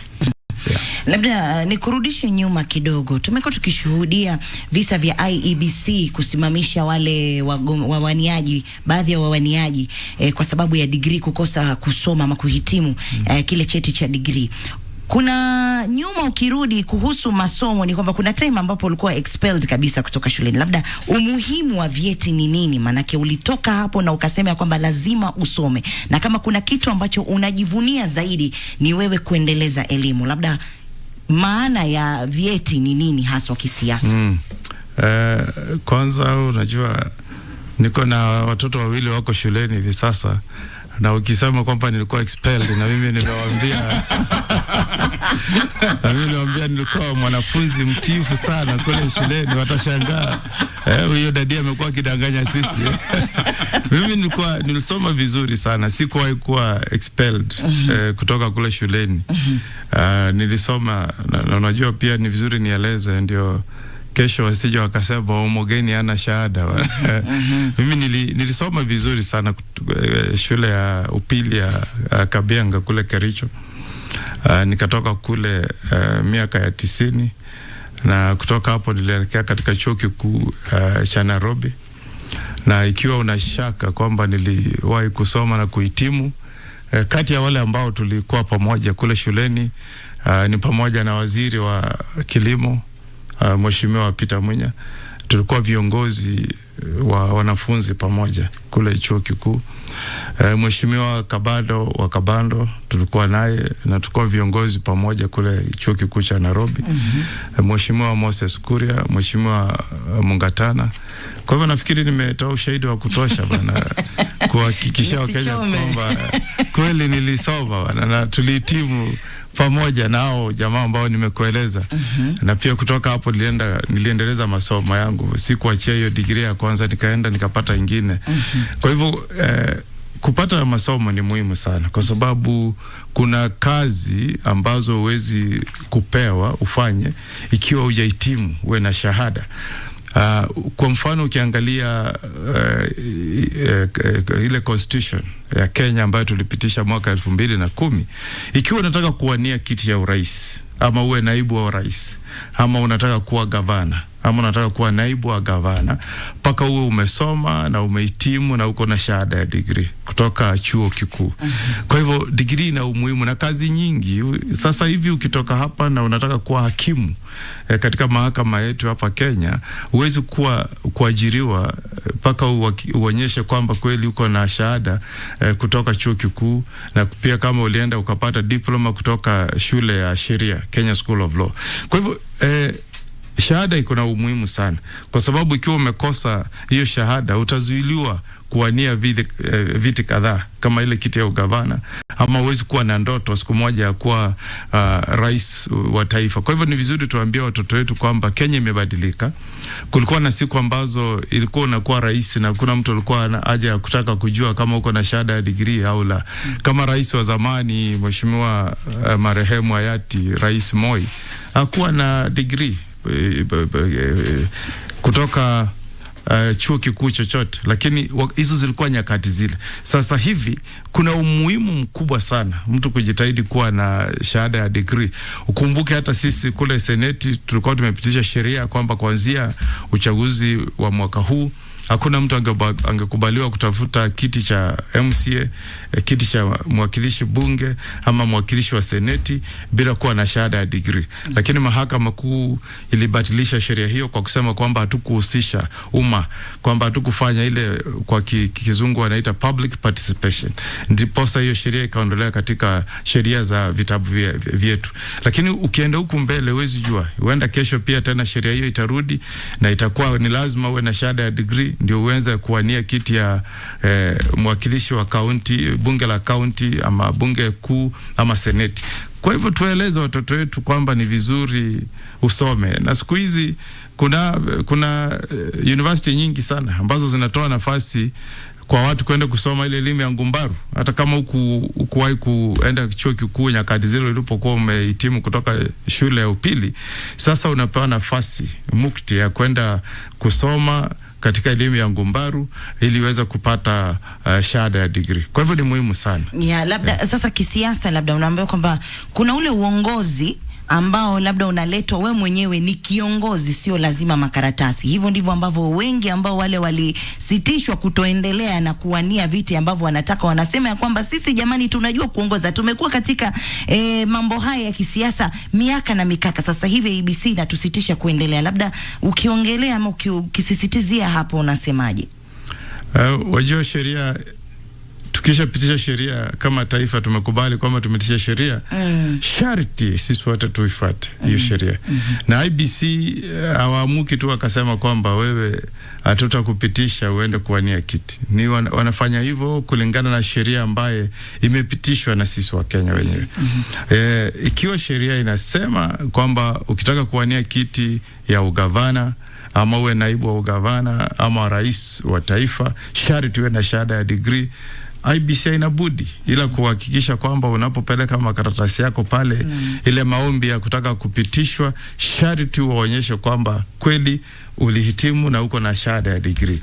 Kuna hiyo mjadala ambao watu wengine wanasema kwamba mataifa mengine kama kule Ulaya kuna watu ambao hata hawajahitimu chuo kikuu na bado ni viongozi, lakini ukumbuke kwamba nchi kama zile za Ulaya kule lugha yao ya mama ni Kizungu. Lakini pande hii mimi niko na lugha ya mama, wewe uko na lugha ya mama na wengine na kadhalika. Kwa hivyo ndio maana wa Kenya wenyewe wakapitisha sheria kusema kwamba ikiwa unataka kutafuta kazi fulani mpaka uwe umehitimu hadi kiasi fulani. Hata uwezi kuwa Unajua leo huwezi wewe amuka uende katika shule ya upili useme kwamba wewe uko na experience na watoto na wewe unaweza kufundisha Kiswahili na useme ungetaka uajiriwe kama mwalimu. Utaelezwa la, ikiwa wataka kuja kuwa mwalimu kuna sheria tumeweka, sharti ufuate. Utapelekwa katika shule ya kufunza walimu, college, usome, uhitimu, ndiposa uajiriwe kama mwalimu. Kwa hivyo hatuwezi kusema kwamba tuko katika uwanja ambayo mtu yote anaweza kuingia uwanjani na kucheza mpira. La, kuna viti ambazo vinataka kiwango fulani cha elimu, na ni sharti wewe ambayo una hamu ya kuchukua kiti hicho uhakikishe kwamba umeelewa sheria inasema nini kuhusu viti hiyo nafasi, ndiposa uitafute. Kama una degree, una shahada ya degree, haja gani uende kutafuta ugavana? Si usimame kama mwakilishi wa bunge la county ambaye inataka certificate, ama utafute kiti ya bunge ama kiti ya useneti. Sasa wewe unataka kutafuta kazi ambao hujahitimu, na sheria imekuambia hapa inahitaji shahada ya degree. Kama wachia hapo bana. Wacha wale ambao wamehitimu wako na shahada ya degree wakaitafute ile kazi. Wewe utafute ile ambaye ile elimu uko nayo inakubalia wewe kuitafuta. Hiyo ndio sheria ambayo tuko nao, na mimi na wewe na Mkenya wote sharti tukubali kwamba nchi yetu ya Kenya ni nchi ambayo inaongozwa na sheria, na sheria inamguza kila mtu. Yes. Bila shaka mtazamaji, endapo kwa sasa basi unafungulia runinga yako ya KBC Channel 1, kipindi ni Zinga na kinakujia kupitia runinga ya KBC Channel 1 kwenye mpango mzima wa Good Morning Kenya, na vile vile pia upande wetu kwa Radio Taifa ni Zinga ukiwa nami Rashid Momkondo, na vile vile pia Chozi la Almasi. Na ni kweli mtazamaji kwamba wakili amesoma, kwa sababu ana degree ya sheria kutoka chuo kikuu cha Nairobi, na vile vile pia ana masters ya degree katika swala la utawala na uongozi kutoka chuo kikuu cha JKUAT. Zaidi ya yote, kumbuka mwaka 2007 Senior Counsel Okongo Omogeni alikuwa mwenyekiti wa chama cha wanasheria nchini. Vile vile pia amekuwa mwenyekiti ama amekuwa mwanachama wa Media Council of Kenya, na vile vile pia katika nyadhifa nyingine nyingi tu sana. Kwa hiyo kama unajiunga nasi kwa sasa, ni Zinga na mpango mzima wa asubuhi ya leo Gumzo Pevu. Nikirudi kwako mheshimiwa, utawala ambao umepita ama hatamu ambayo imepita, kumekuwa na vita baridi kati ya bunge la seneti na bunge la kitaifa. Mbona mmekuwa mkivurugana? Wale wakula wanawaita kwamba nyinyi ni bunge la wazee, nyinyi nao mnawaita ni bunge la vurugu. Ipi shida? Kwanza nimefurahi sana. Nafikiri sasa wale maadui wangu wa kisiasa ambao walikuwa nafikiri sijaenda shule, nafikiri Rashid umewaeleza kinagaubaga kwamba Senator Jamira at least amesoma. Mimi ni adui wa kisiasa. Kwa hiyo ni kuone kando. Kwa sababu unajua nyakati hizi inaonekana kwamba kuja kwamba Kenya wamekubali umesoma mpaka wewe na washahidi kadhaa. Nafikiri sasa KBC nyinyi mmenisaidia hapo sasa. Hakuna Mkenya atasema kwamba Omogeni haja hitimu kutoka chuo kikuu. Yeah, so hapo na furahi bana. Nikitoka hapa labda nitakuona. Na sasa wajua, ukitazama historia, hata ukienda kule Marekani, ile hata kule Australia ambapo tuko na bunge la kitaifa, wanaita kule America wanaita House of Representatives, na hapa Kenya tunaita bunge la kitaifa ambao ni National Assembly, na bunge kuu ambao wengi wanaita seneti. Huwa kawaida kuna mvutano ama vurugu. Na ukienda kama nchi kama Australia, wanasema kwamba wakati mwingine bunge moja jaribu kupitia sheria na bunge lile lingine likatae, na hiyo mvutano iendelee mara tatu, ule gavana wa nchi ya Australia anaweza kuivunja bunge na kusema kwamba mnarudi kwa wananchi muweze mkapigiwa kura upya. Na imeshafanyika zaidi ya mara tatu. Bunge la Australia, Senate na bunge wa wakilishi imewahi kuvunjwa, na wananchi wakaenda kuwateua hawa bunge upya. Ukiangalia kule Marekani, imefika hata kuna wakati shughuli za serikali imefungwa rasmi kwa sababu bunge la seneti lilikataa kukubaliana na sheria ambayo ilikuwa imetoka katika bunge la Congress kwa uagaji wa rasilimali.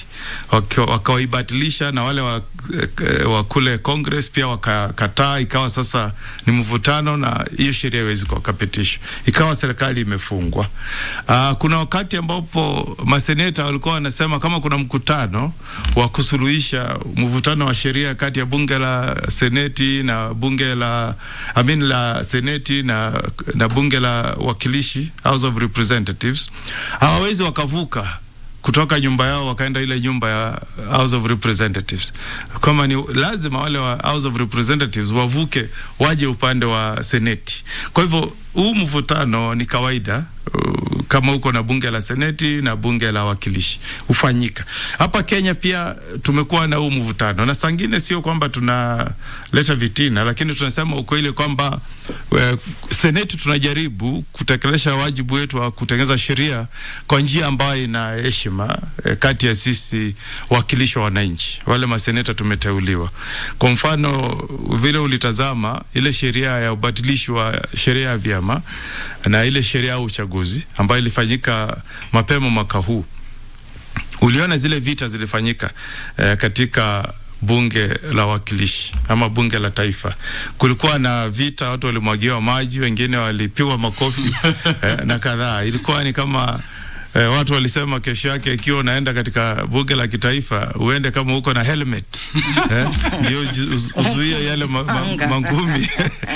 Yeah, lakini tukawaeleza sisi hiyo sheria mkileta kwetu, na mimi ndio nilikuwa mwenyekiti wa ile kamati ya sheria, tusema kwamba ukileta kwetu sisi kama wakilishi wa seneti, sheria haiwezi kufanya tukapigana tukakuwa kwamba uwanja wa bunge umekuwa ni uwanja wa makonde. Tulisema la, tutazungumza, tuikague ile sheria na tuipitishe pale tunakubaliana, tunapitisha, tusipokubaliana wengi watapitisha.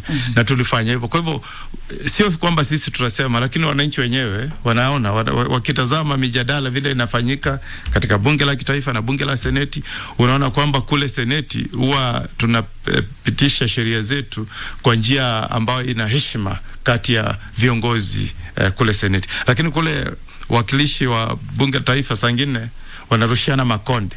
Kwa hivyo sio sisi tunasema, ni yale ambao wamefanya wenyewe. Wananchi wameona wakiyatenda hayo. Na pande ule nao wanasema bunge ni bunge la wazee bwana. Lakini sasa Rashid, ukinitazama mimi mzee kweli, si mzee kabisa bwana. Hata watu wananchi wa Nyamira wanajua seneta wao ni kijana, hata ulivovaa digital bwana.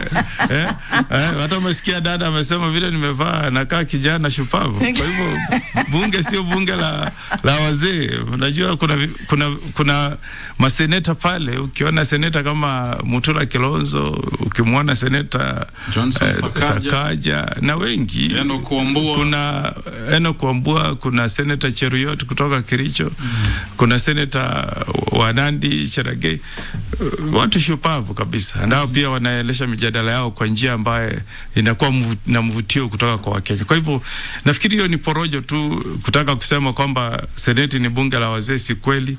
Na nakwambia sisi huwa tumepigiwa kura na wananchi. Kule Nyamira ukitazama utakuta kwamba hakuna mbunge hata mmoja ambaye aliwahi kupata kura mimi nilipata kama seneta.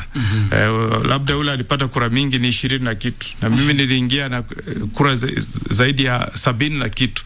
Kwa hivyo sisi wote tumeteuliwa na wananchi na tumepewa mamlaka na katiba ya Kenya na wananchi wetu ambao wametuteua. Hizi vita ambazo unaona kati ya bunge la kitaifa na sisi, nafikiri ni kwa sababu Wakenya walikuwa wamezoea kuwa na bunge moja tu la kitaifa kwa muda mrefu. Kwa hivyo ile ni zile, kwa kizungu sijui Kiswahili mnahitaji teething problems. Hivi tunaendelea kuweka mikakati ya hizi nyumba mbili. Lakini nafikiri kwamba mahakama kuu imewahi kutatua mambo haya na pia mahakama kuu ile ya Supreme Court kwamba uwezi kupitisha sheria bila kuhusisha bunge la seneti. So na niko na matumaini kwamba vile tunaelekea mbele bunge la 13 watakuwa na uhusiano sawa kuliko ile ambao tumekuwa nao katika hili bunge la 12. Na msikilizaji, dakika ni 32 baada ya saa 2. Kumbuka kwamba uko ndani ya #Good Morning Kenya na vile vile uko ndani ya #Zinga. Msikilizaji, unasikiliza KBC Radio Taifa, vile vile unatuona live kupitia KBC Channel 1, na kama ndio unafungulia radio yako sasa hivi unatusikiliza ukiwa maeneo ya Nairobi kupitia 92.9, na ndani ya nyumba tuko na Okongo wa vitabu. Sijui nimepata ama nimekosea. Ni mtu ambaye anapenda sana kusoma vitabu. Hapo mimi siiti Okongo wa vitabu. Mimi labda ukitaka kujua vizuri ni Okongo wa kupigania wakulima majani chai. Hiyo ishabadilika. Hiyo ndio sheria hiyo. Alafu kingine pia ambacho tumejua ni kwamba kuna wakati ambapo pia alikuwa anataka kuwania kiti cha urais. Hapana, nafikiri wacha nikuzaishe kidogo. Wajua, kabla mimi niingie katika kiti ya useneta, kulikuwa na seneta mwingine ambaye kulikuwa na shida ya majina. Yeye pia anaitwa Okongo Mong'ari. Kwa hivyo yule ambaye unaongea juu yake ni yule ambaye nilimtoa ofisini. Alikuwa kwa ofisini mwaka wa 13 hadi 17. Sawa sawa. Na unajua unaweza kusema maneno ambayo wananchi wasema la seneta wetu Omogeni bwana lini akasema anatafuta urais na sisi hatujajua. Kwa hivyo kuna tofauti kati ya sisi wawili. Kuna yule Okongo Mong'ari, mimi ni Okongo Omogeni. Safi mtazamaji, basi tupate pumziko fupi, tuzunguke upande wa pili wa studio. Tutakaporudi tutasonga mbele. Msikilizaji, kumbuka hii ni KBC Radio Taifa, sauti ya Kenya, na kipindi pia kinakujia moja kwa moja kupitia Good Morning Kenya kwenye KBC Channel 1 TV. Studioni tuko na Mheshimiwa Senior Counsel ambaye ni mwenyekiti wa kamati ya haki na sheria katika bunge la Seneti, na wakati mmoja pia amekuwa board member advisory wa masuala ya bodi ya ufisadi humu nchini. Tutakaporudi tutazungumza zaidi. Mimi naitwa Rashid Momkondo. Niite Mwajuma Ali.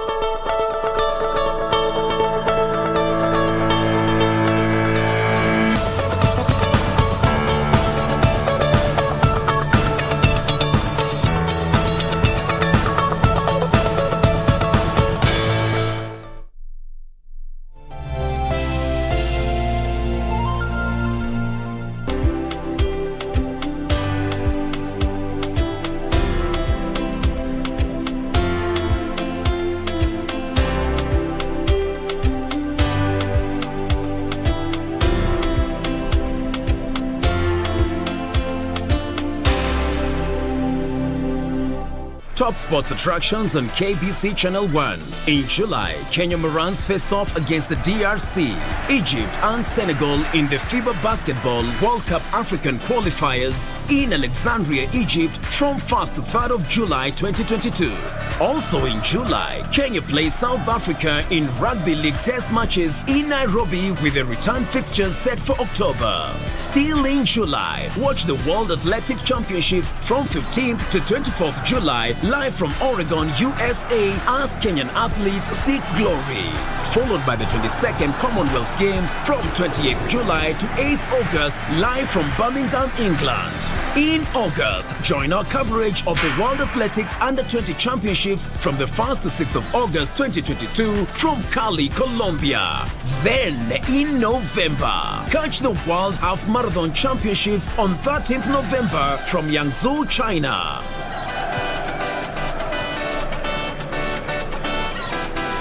Now that's what sets us apart as KBC Channel 1, your true sports partner.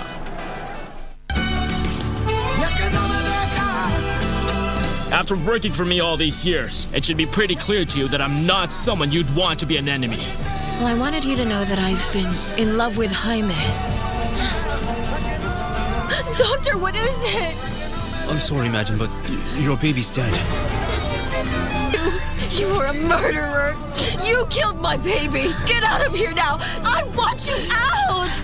I hate seeing you happy. I hope one day you suffer pain far worse than what I'm suffering right now.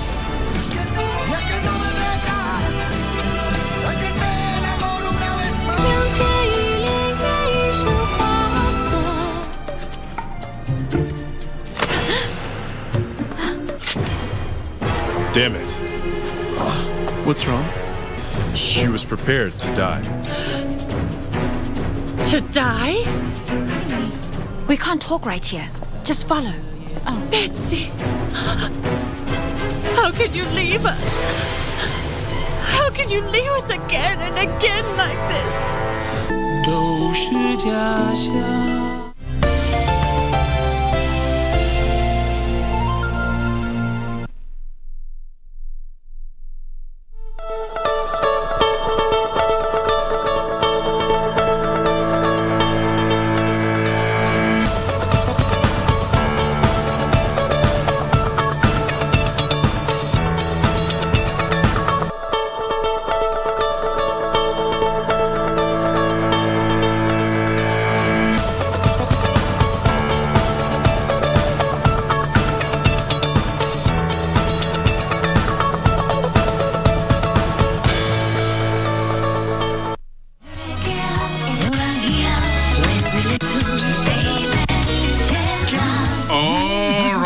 Kibao kitabu sana chake Kidum Kichuna ikitufikisha saa 3 bado dakika 21 mtazamaji wa KBC Channel 1 mahali popote ulipo. Kumbuka kipindi hewani ni Zinga kwa ushirikiano wa Radio Taifa Sauti ya Mkenya na vile vile pia KBC Channel 1. Na studioni tuko naye seneta wa gatuzi la Nyamira aliye pia mwenyekiti wa kamati ya haki na sheria katika bunge la kitaifa bwana Senior Counsel Okongo Omogeni ambaye akimaliza ile O level katika shule upili Sibani ya mwaka 1987. Wengine wetu tulikuwa bado hatujazaliwa. 87. Ni 87 tanaenda shule Rashid. Lakini kama tunafungulia redio yako kumbuka kwamba hashtag ni Good Morning Kenya na vile vile hashtag ni Zinga. Ukiwa na Chuzi na Rashid tutakuwa tunafungulia simu zetu kupitia 0700176699. Labda nikitanguliza tu na swali lako, mtazamo wako ni upi kuhusu nchi yetu hii ya Kenya ukilinganisha na mataifa yetu haya jirani ya Rwanda, Uganda, Tanzania? Unaweka Kenya wapi? Kwanza Rashid, muziki huo bwana studio kidogo nimepunguza uzee kidogo hapa. Ndio tunataka hivyo. Nitaeleza maseneta wengine wakija hapa kule katika after time ile break unapunguza uzee kidogo. Nimefurahia muziki wa kidumu hapa kidogo. Asante, karibu sana. Kabisa. Sasa nchi yetu ya Kenya ukiangalia katika uchumi, hiyo ndio uchumi wetu ndio mkubwa zaidi katika mataifa yote ya Afrika Mashariki. Iwe ni Tanzania, Uganda, Rwanda, Burundi, Kenya ndio taifa kubwa kabisa kiuchumi katika eneo la Afrika Mashariki. Na hata ukiangalia katika mambo ya maendeleo, Kenya tumepiga hatua kupita, tuko mbele kwa haya mataifa yote manne. Hata ukiangalia elimu ya vyuo vikuu, Kenya tuko mbele zaidi ya haya mataifa yote. Na hata ukiangalia maneno ya afya, zile hospitali ambazo tuko nazo humu Kenya, hata zile za private kama vile Aga Khan na Nairobi, tuko mbele ya haya mataifa. Ukiangalia upande wa demokrasia yetu imekuwa na mizizi kabisa. Tuseme tunaweza linganisha tu na nchi ya jirani ya Tanzania, ambao mara kwa mara baada ya miaka 5 huwa pia wanakuwa na uteuzi wa vyama vingi na wanabadilisha marais wao ndani ya miaka 10. Ukiwa na bahati unafanya miula miwili alafu unaondoka unaenda. Kwa hivyo sisi ni nchi ambayo inatazamwa kwa makini sana na nchi zetu jirani, kwa sababu wanaamini kwamba Kenya kuwa na hatua kimaendeleo na hata kidemokrasia. Lakini kuna sehemu ambazo bado ngali tuko nyuma kiasi, hasa ukiangalia maneno ya jinsia. Ukienda kule Rwanda hawana shida na maneno ya kuwa na wakilishi bungeni ambaye inaangalia jinsia zote. Hapa Kenya bado tuko na shida, hatujawapatia wanawake wetu nafasi ya kutosha kuwa na wakilishi kule bungeni vile wa Tanzania na Waganda wameweza kutimisha. Kwa hivyo ukiangalia pande hiyo bado tuko nyuma, wale wako mbele. Lakini kwa jumla ukitazama nchi yetu tumepiga hatua kimaendeleo na tuko mbele ya hayo mataifa yote. Ule pale zile sehemu ambazo bado tuko nyuma na inatakikana tuwe na bidii ni katika ulingo wa kupigana na ufisadi. Nchi kama Rwanda imepiga hatua sana. Kule huwezi pata waziri akitajwa kwamba amehusika katika visa vya ufisadi, kwa sababu yule Kagame, nilitembea kule nikiwa mwenyekiti wa tume ya kupigana na ufisadi, na tukakutana na yule Rais Kagame, na alitueleza kwamba waziri wake yote akitajwa katika mambo ya ufisadi, hatua ya kwanza ni kwamba yule waziri atakikani kufika mita 200 karibu na mlango wa State House ya kule Rwanda. Kwa hivyo mawaziri ambao wanafanya kazi katika serikali ya Rwanda wanaelewa vyema kwamba ukipatikana na visa vya ufisadi utachukuliwa hatua kali sana. Na ukitazama Rwanda imeweza kupunguza ile kansa ya ufisadi sana. Ni kati ya mataifa duniani ambayo imepiga hatua kabisa katika kupigana na maneno ya ufisadi. Kwa hivyo nikitazama Kenya bado tuko nyuma na inatakana tutie bidii katika ulingo wa kupigana na maneno ya ufisadi. Lakini kwa jumla nafikiri tumejiweka mbele kwa haya mataifa yote matano, na ni jambo ambalo tunajitahidi tujivunie sisi kama Wakenya. Mheshimiwa, tuna dakika 10 tumalize kipindi, na ningependa pia tumpatie fursa msikilizaji aweze kuzungumza nawe, lakini labda tu tuambie, umekuwa katika mstari wa mbele kuweza kuunga mkono ushirikiano kati wa Rais Uhuru Kenyatta na Raila Odinga. Je, unahisi kwamba ushirikiano wa wawili wale maarufu kama handshake imeleta stability katika taifa letu? Ikiwa unaishi Kenya bwana, unless wewe ni mgeni Kenya ndio useme kwamba handshake haijaleta mabadiliko. Kabla tuwe na handshake hatukuwa na umoja ambao tumeona hivi sasa. Tangu tuwe na handshake, ile vita ambayo zilikuwepo kati ya chama cha ODM na chama cha Jubilee, na ule uadui wa kisiasa ambao ulikuwepo kati ya rais wa taifa Mheshimiwa Uhuru Muigai Kenyatta na kinara wa ODM Mheshimiwa Raila Odinga, ule uadui haupo tena. Hawa sasa ni kama wandugu, wanafanya kazi kama Wakenya wandugu. Zile vita za streets, matia gas ambayo ilikuwa inarushiwa wale ambao walikuwa wako katika streets kupigania mambo ya haki za kisiasa na nini, haipo tena. Sasa tumeona taifa ambalo limetulia. Hata wageni wetu ambao wanakuja humu Kenya wanakuta ni taifa ambalo limetulia. Ile jamii ya Mkikuyu na jamii ya Mjaluo sasa hivi wanaangaliana kama Wakenya. Hakuna ule ambaye anamwangalia mwingine kama adui. Unaweza ukatembea wewe kama mwanasiasa katika sehemu za jamii ya Mkikuyu bila kuangaliwa kama ni adui wa kisiasa ameenda pale. Na chuki ile ambayo ilikuwa kati ya makabila haya mawili hayapo. Na nafikiri ikiwa tutamkumbuka rais wetu ambaye atastaafu mwezi wa 8, Mheshimiwa Rais Uhuru, ni hii handshake ambayo ilileta, ambayo imeweza kupunguza uadui ambao ulikuwepo mbeleni kati ya jamii ya Wajaluo na jamii ya Wakikuyu. Ni jambo ambalo hakuna Mkenya alitarajia lingeweza kufanyika, lakini rais ameweza kuleta jamii hizi pamoja, na sasa hivi Wakenya wanasema hii inawezekana kwamba makabila yote Kenya 42 tunaweza tukaishi kama ndugu na dada. Na nafikiri haijalishi nani atashinda uchaguzi wa tarehe 9 mwezi wa 8, kina matumaini yangu ni kwamba ile kongamano la Azimio One Kenya ndio itashinda. Lakini ikiwa hata ni mwingine atashinda, at least sasa Kenya penye tupo tumekuwa taifa ambalo liko na muungano na umoja kati ya makabila yale 42. Na hilo ndio jambo la muhimu sana ambalo imeletwa na hii handshake. Na pia hii handshake ilisaidia Mheshimiwa Rais kuwa na njia mwafaka ya kuendeleza agenda yake ya taifa.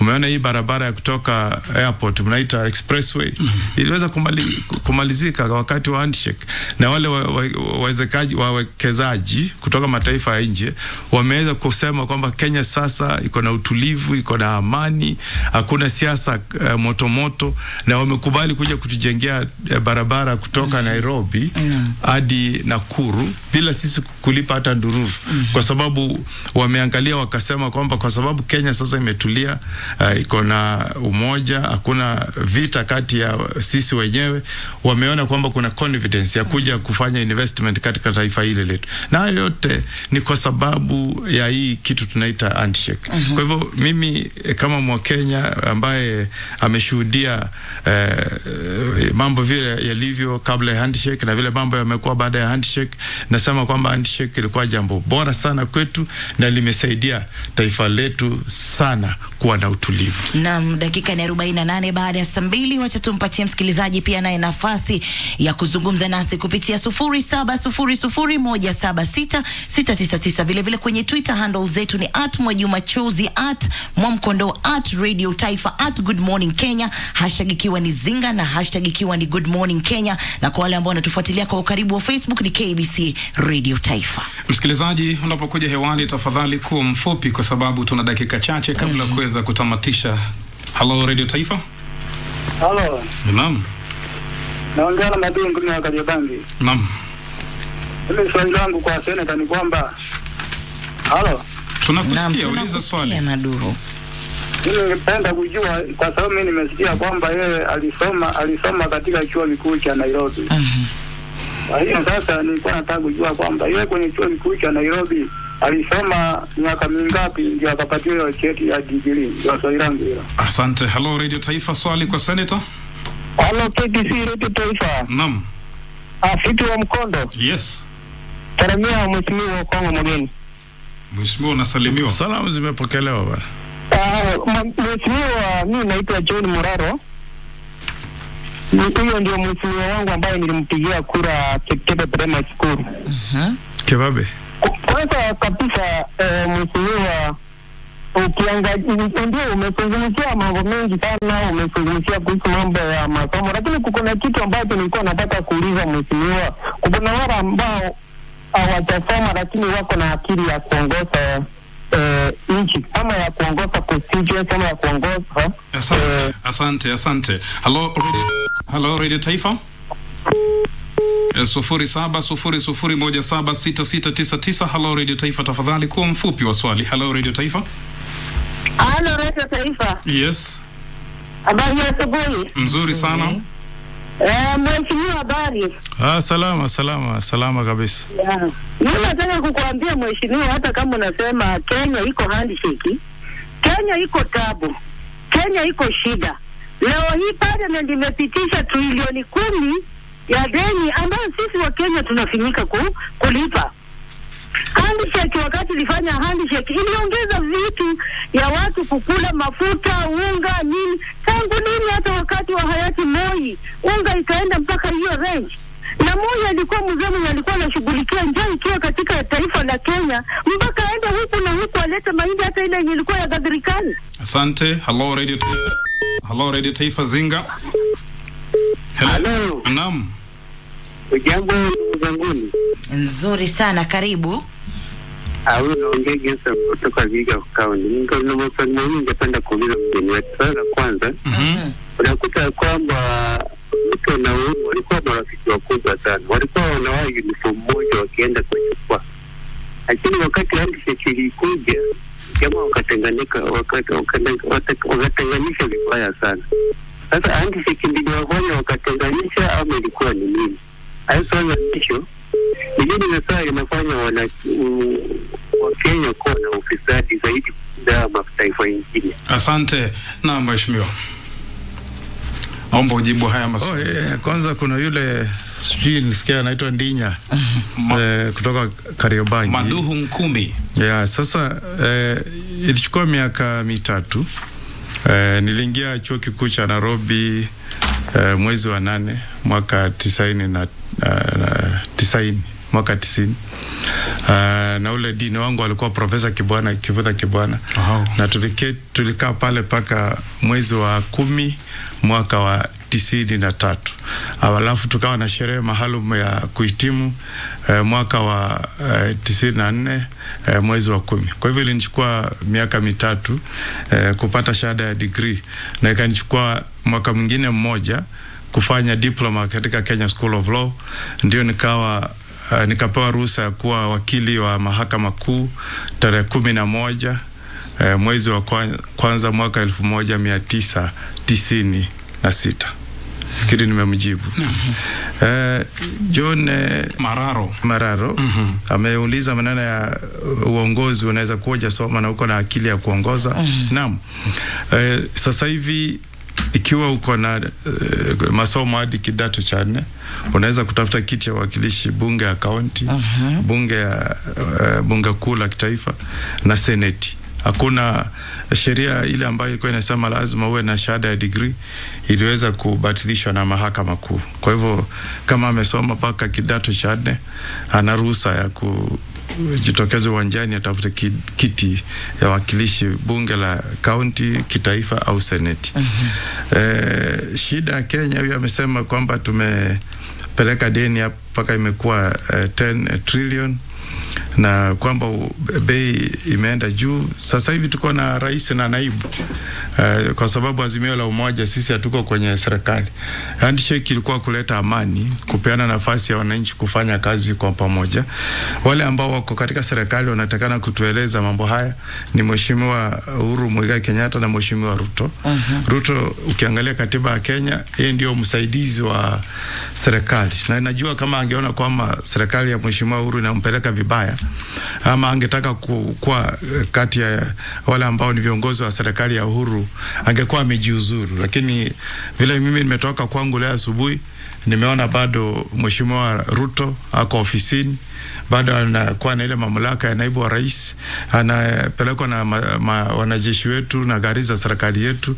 Kwa hivyo yeye ndiye nitakana aeleze wa Kenya ni nini imefanyika, zile promises ambao yeye kama Ruto alikuwa anatoa kwa niaba ya Jubilee kwa Wakenya, nini ilifanyika, kwa nini bei iko juu, atueleze. Mimi ni senator wa opposition kule bungeni. Ruto yeye aje aeleza, hatutaki afanye siasa ambaye ni ya kudanganya wananchi. Yeye mwenyewe aseme sisi serikali yetu vile tuko ndani, bei za unga ya mafuta nini imeenda juu, kwa nini? Kwa sababu mimi nikiona hata wale wabunge ambao wanaketi naye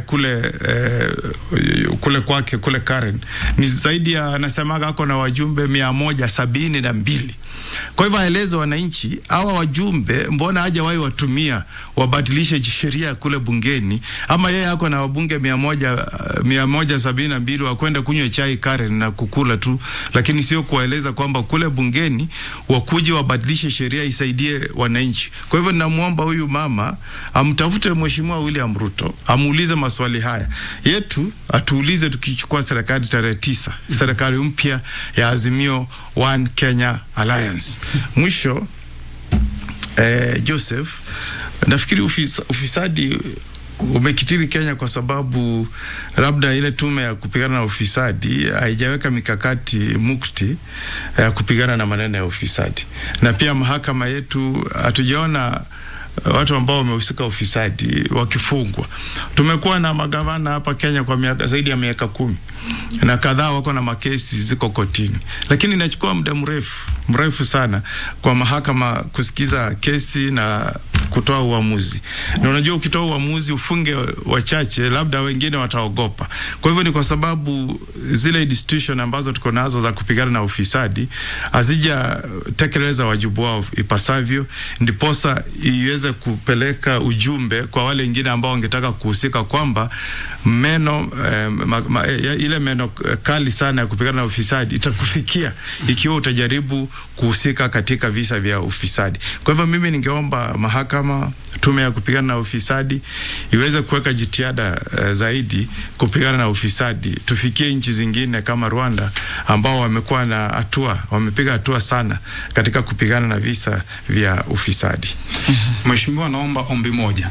Tumebakisha dakika 2 tupate taarifa ya habari, lakini simu bado zinawaka hapa, wanahitaji kukuuliza maswali. Je, nafikiri unanipa nafsi ya kuomba kura wananchi wa Nyamira wanirudishe tena, kwa sababu tunataka kukupa hiyo nafasi. Ile kazi nzuri nimewafanyia na ile nimefanyia taifa la Kenya. Tunasema tunaombe tuongoje taarifa ya habari imalizike alafu turudi tena. Mheshimiwa, is that okay with you? Nafikiri saa 3 taomba niondoke tu.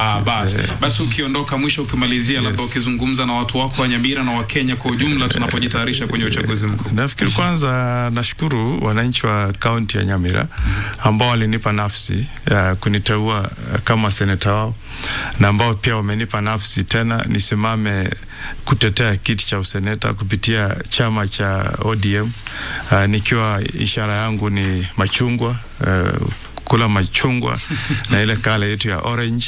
Hata umevaa orange. Mimi navaa orange. Nitakuwa orange mpaka tarehe 9 sasa. Kwa hivyo nawashukuru kwa kunipa nafasi hiyo, na tumefanya kazi kwa ukaribu sana na wao, na nimejaribu kadri ya uwezo wangu kusaidia kaunti yangu ya Nyamira. Vile niliwaeleza, karibu tupoteze zaidi ya milioni 600 katika ule uwagaji wa rasilimali kati ya makaunti, lakini niliwapigania vilivyo, nikahakikisha kwamba hiyo pesa imerudi kule. Na juzi tena vile tumefanya uwagaji wa rasilimali, nimeongezea tena milioni 313. Nimekuwa mstari wa mbele kufanya kazi kwa ukaribu sana na waziri wetu wa kilimo Mheshimiwa Peter Munya kuleta mabadiliko katika sekta ya kilimo, aswa sekta ya kahawa na sekta ya chai, na sasa mapato ya wakulima yameongezeka marudufu. Vile niliwaeleza, wale ambao walikuwa wanalipwa chai bonus kilo shilingi 9, sasa watapata kati ya shilingi 22 hadi 28. Ile factory ya Sang'anyi ndio imefanya vyema zaidi kwa kulipa wakulima shilingi 28, kwa sababu ya jitihada hizi tumefanya kama wabunge na kushirikiana na viongozi wengine wa kitaifa. Na pia ningewaomba wananchi wangu wateue. Umesikia Mkenya akiuliza ni kwa nini Kenya hatujapiga hatua katika kupigania ufisadi. Ningeomba Wakenya wapigie ile kongamano ya Azimio One Kenya Alliance, ndiye inawapatia Kenya matumaini zaidi ya kupigana na ufisadi.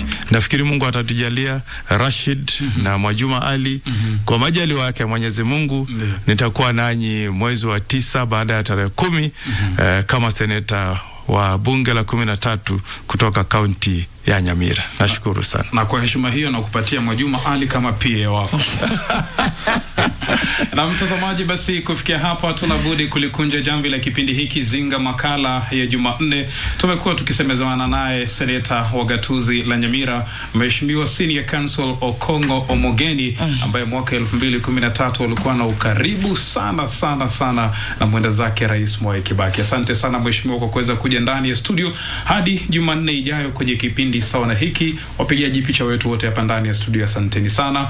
Waelekezi wetu upande wa pili vile vile pia shukran sana, na vile vile pia msaidizi wetu mkuu Bi Lucy Wahome asante sana, bila kumsahau mzalishaji wa kipindi hiki Geoffrey Onditi. Chozi kabisa. Msikilizaji, vile vile tunakushukuru wewe msikilizaji kwa kuwepo pamoja na sisi. Tunashukuru Good Morning Kenya, tunashukuru KBC Radio Taifa, na zaidi ya yote tunakushukuru wewe mheshimiwa wetu Okongo Omogeni kwa kufika siku hii ya leo, na thank you for your humility.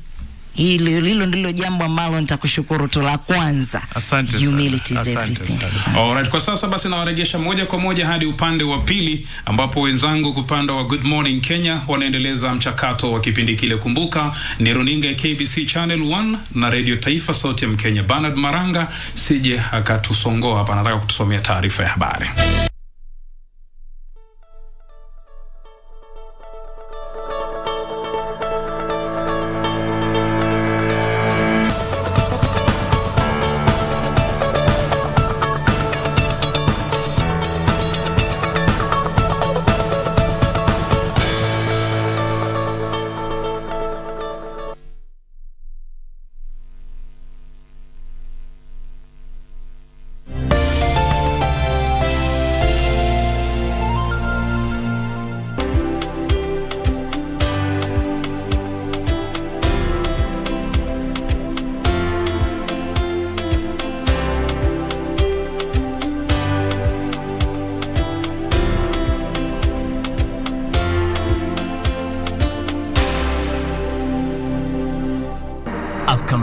intensified for the upcoming general election, what does all this mean for you, the voter?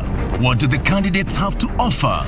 How prepared are agencies charged with the election process? Join John Kuria and Safina Chieng on Kenya Decides. This and every Tuesday from 10 p.m. on KBC Channel 1 as we unpack elections 2022 with a panel of various stakeholders. Make informed electoral decisions.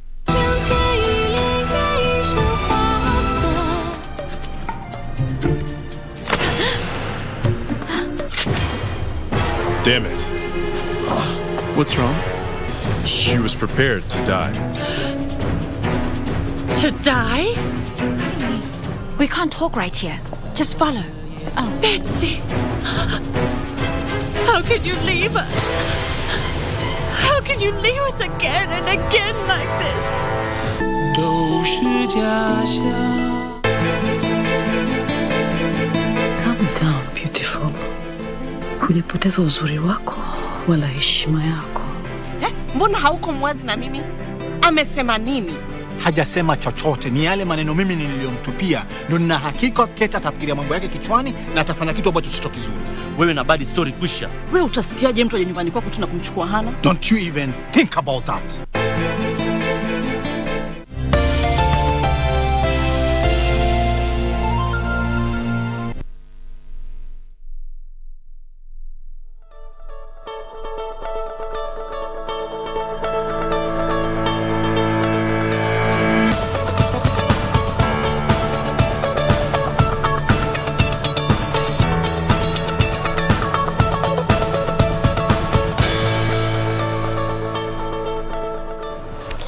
Karibu tena sana, and right now we are on to a very interesting, informative and educative kind of conversation.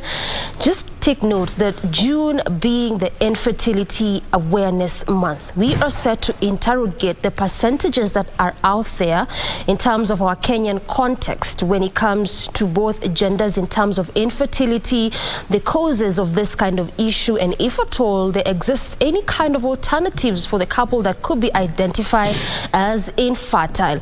Dr. Kireki Omanwa, who is a fertility expert, current president at Kenya Obstetrical and Gynecological Society, KOGS, and also a lecturer at the University of Nairobi School of Medicine, is my guest this morning. Karibu sana to the program, Daktari. Asante sana. All right, now let's start by understanding the percentages that are out there, particularly, again, just as I mentioned, to our Kenyan context. When you talk about women and you talk about men, what data is out there when you look at infertility? Now, why I ask that is because even as we speak right now, within our if I should say Kenyan culture or Kenyan context, we still have places, communities, societies and families who end up sending the women back to their parents' house because huyu hawezi za. Back to sender. Back to imagine. First of all, thank you very much for inviting me to the studio today. And as you said in your introduction, June is an Infertility Awareness Month. And we've actually been, COGS as a society, that is the Kenyan Obstetrical and Gynecological Society, has had quite a number of, activities in the newspapers, what we're doing right now. We are trying to open up this space. We are trying to demystify this stigma of infertility. Infertility affects a huge number of Kenyans. If you were to look at the Kenyan population, and let's just work with a round figure of about 50 million Kenyans. Even if we were to say that half of that number is actually the number of men and women in the reproductive age, between, let's say, 15 to around 40. That's about 25 million, all right? Now, approximate percentage is that infertility affects about 15 to 20% of the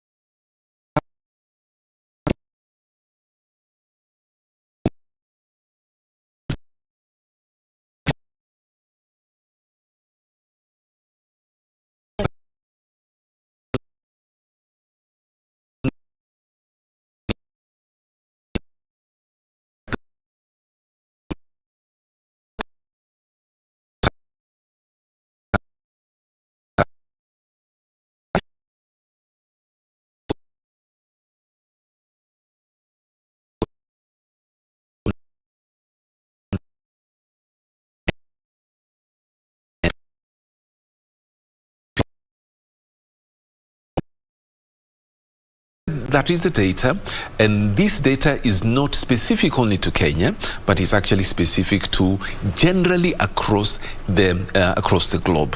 And what numbers are we looking at? We're looking at about 40% of the cases of infertility, or the causes of infertility for that matter, actually are caused by men, or men are the causes of the 40%.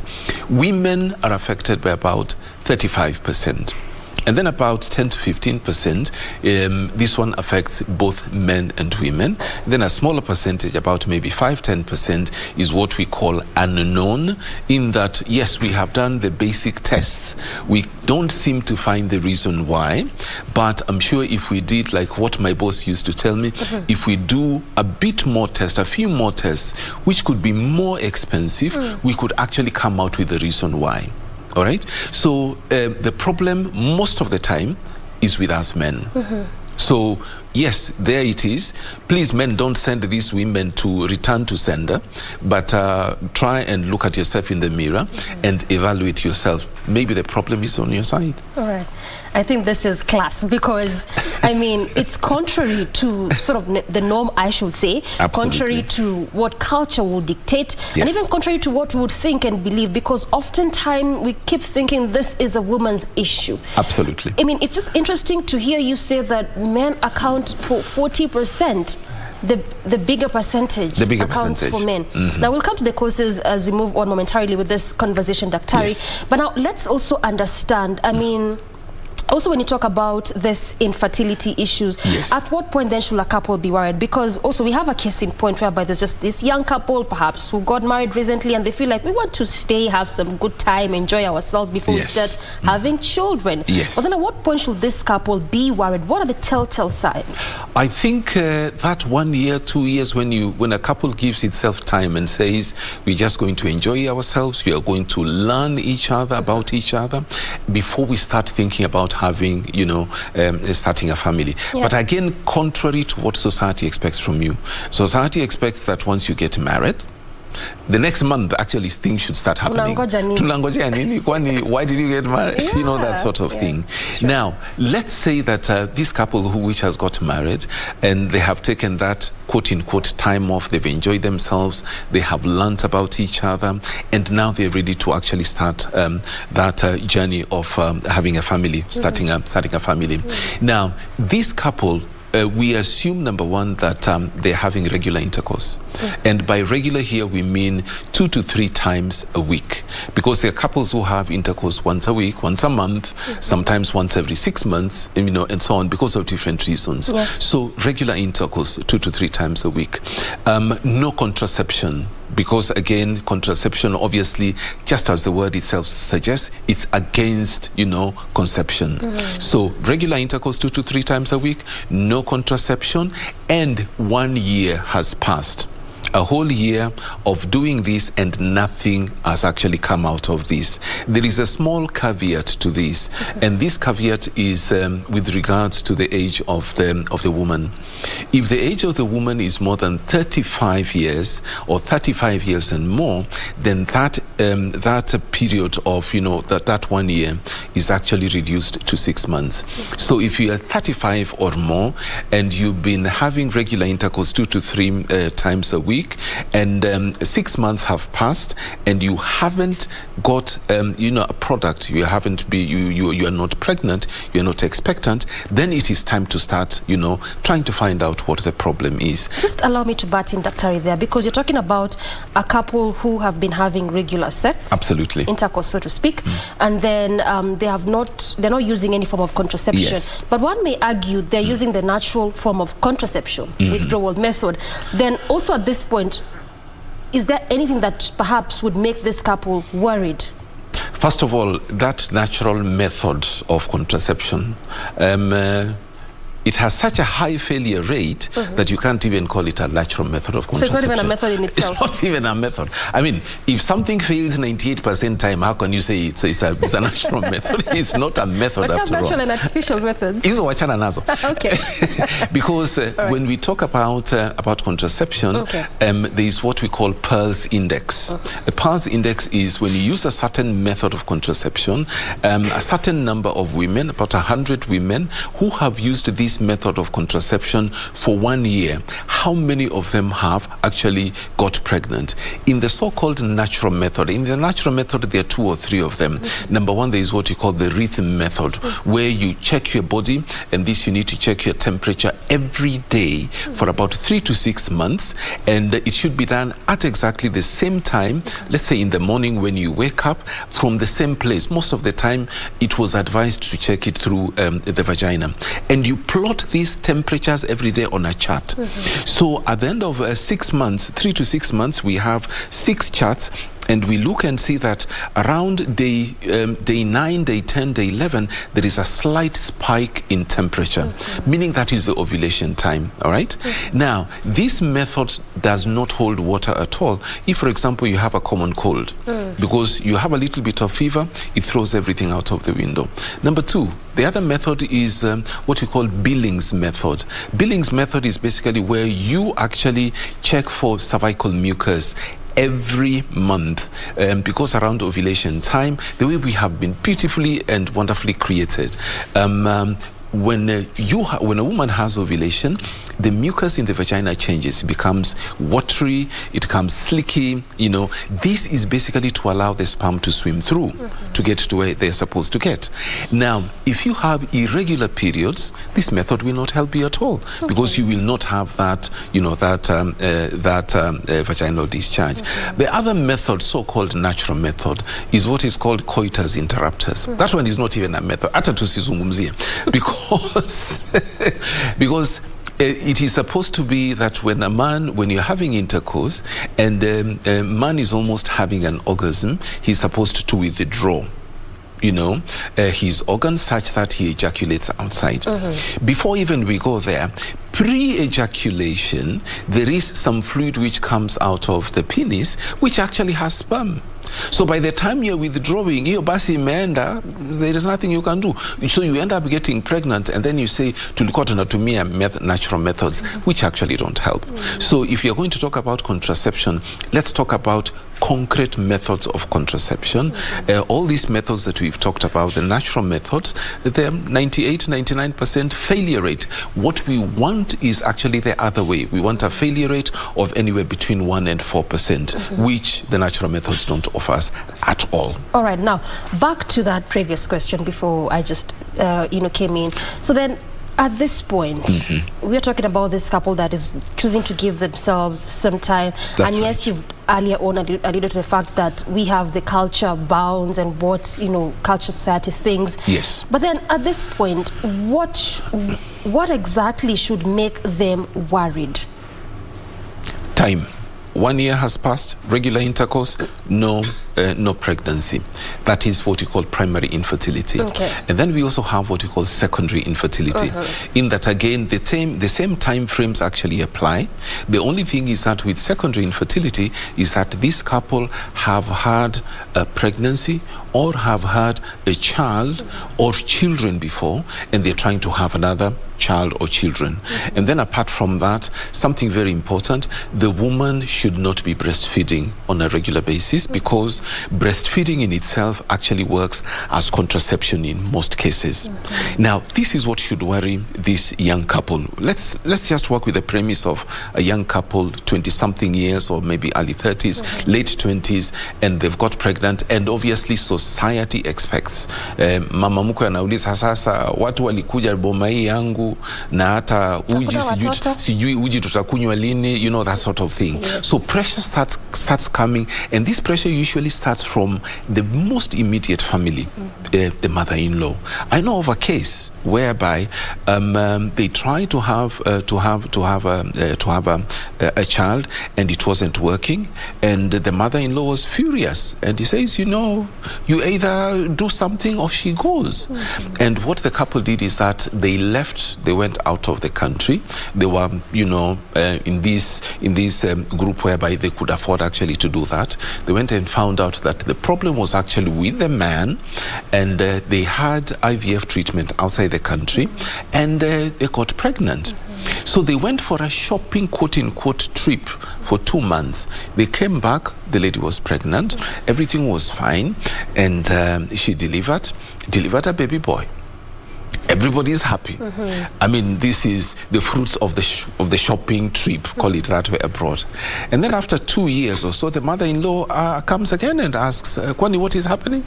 Nataka mjukuu mwingine. So again, the pressure came in. And what did they do?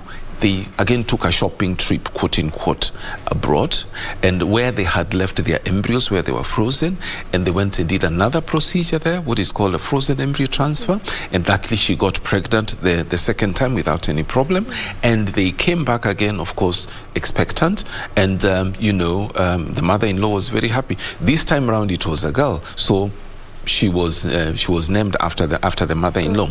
Now, imagine there is a couple, a young couple who are not able to do something like that, who are not able to go for such treatment. And here is something else which I want to sort of point out. The mother-in-law could not countenance any other treatment. She could not accept any treatment, for example, in IVF, because they actually went outside the country and they did IVF. That one, for her, it was anathema. So they did not tell the mother-in-law what they did. That actually when we went out there, this is what we went and did. It was a secret between themselves. So, coming again to the stigma of infertility. And we'll come to that in a short while, but I want us to momentarily just carry on this conversation bit by bit. No problem. So we can grasp everything that we need to. But I mean, just talking about that and at least making us understand that this could be the predisposing issues, particularly for a young couple. I know that has sunk in. Yes. But also as a doctor and in your practice, at what point would you say that this couple is now, or this person is infertile? What kind of tests are done? What kind of tests do you run even as a doctor? Because you can tell us this when this happens, then this could be the reason. But in terms of tests, what normally happens? Number one, before we even go to the tests, we need to talk to this couple. And again, I can point out something here. From my experience, and not only from my experience, men don't come for these tests. Very, very few. So women form the bigger percentage? Women form the bigger percentage. And then most of the time they come and say, when I ask about your husband, they tell me, mzee alisema wewe enda upimwe kwanza, alafu unilete report. But you see, the report is not about him. Yet from the data, it shows that actually men form the bigger percentage. Men form the bigger percentage, but they don't come. I can say that out of, let's say, 10 or 20 patients that I see in a day, for example, the man who will come alone, maybe 1 out of 20. So a very small percentage. So the first thing that we want to do is we want to talk to this couple. We want to ask a few questions because we want to understand the background. And it is generally accepted and is well understood that by talking to this couple, by taking a medical history, and the medical history will entail, asking the lady about her periods. That is basic, because everything else about reproductive health actually is about the periods, the monthly cycle. And this is my bread and butter as a gynecologist and all gynecologists. Because if that monthly period is off the normal schedule, then obviously so many other things will not happen. So the first question is, when was the first period? Usually ladies have their first periods around 13, 14, 15 years. So the next question is, when was the last period? And these days, thankfully, you have an app. Yeah. You always look, oh, give me a second. You go into the app, and then the app will tell you, the last period was on a certain date. And then actually, you'll even show me that, Daktari, just look at this. Do you think this is regular? You know, the last time I had it on this date and this date for the last 5-6 months. This is the schedule that it has happened. It has been coming. So we want to ask when the last period was, whether the periods are regular. Very, very important question. Kwa sababu gani? If you remember the method you asked about the natural conception, natural contraception. If the periods are irregular, everything is out of the scale, as it were. So we want to find out whether these periods are regular. Why? Because if a patient comes and says, my periods, I skip periods, you know, sometimes I have a period every 60 days, something is not right. And already in the back of my mind, I start looking at the possible what you call differential, diagnosis. What could be the reason for that? Could it be hormonal? Could it be polycystic ovaries? Could it be that she's having premature ovarian failure? etc. So those ones I put in the parking lot. How many days do the periods take? Oh, my periods take 2-3 days, 5 days. Normal range. If they take 8 days, and then the next question would be, how are the periods? Are they heavy? Are they light? Are they painful? Are there any clots? And all these things. Because every question that I ask actually has a reason, and it will sort of direct me, give me a general direction as to what to expect, And then after that, we ask about the general medical history, whether she has any problems, any hypertension, she has suffered any hypertension in the past, diabetes, any surgeries in the past, what kind of surgeries, how were they done, when were they done, how many of them. All these have an impact. Then family history is also very important. In your family, the nuclear family, your parents, your brothers, your sisters, are there any diseases, hereditary diseases, high blood pressure, diabetes, sickle cell anemia, for example, etc. And then obviously the other ones are social, social history. What do you do? Again, why is that important? Because exposure to some of the chemicals which are around can affect fertility. The type of jobs that you do, even the men, we will also ask the same questions, because that can also have an impact on their fertility. Whether they smoke or whether they drink. These days, we've been talking about empowering the girls, and we've really empowered them in a very good way. We can see, ladies working everywhere. You are here, you can see the cameraman there is a camera person there is a lady, and they're also in upper echelons, in this society. But then the thing that we need to be cautious about, in as much as we have empowered the girl child, what has come out is that what the man does or what the men can do, women can do what? Can do better. So women have started smoking. They are drinking like fish, unfortunately, and this is also affecting their infertility as well. So we need to find out about this as well. That's the lifestyle. That is the lifestyle. We need to find out whether they are married or not married.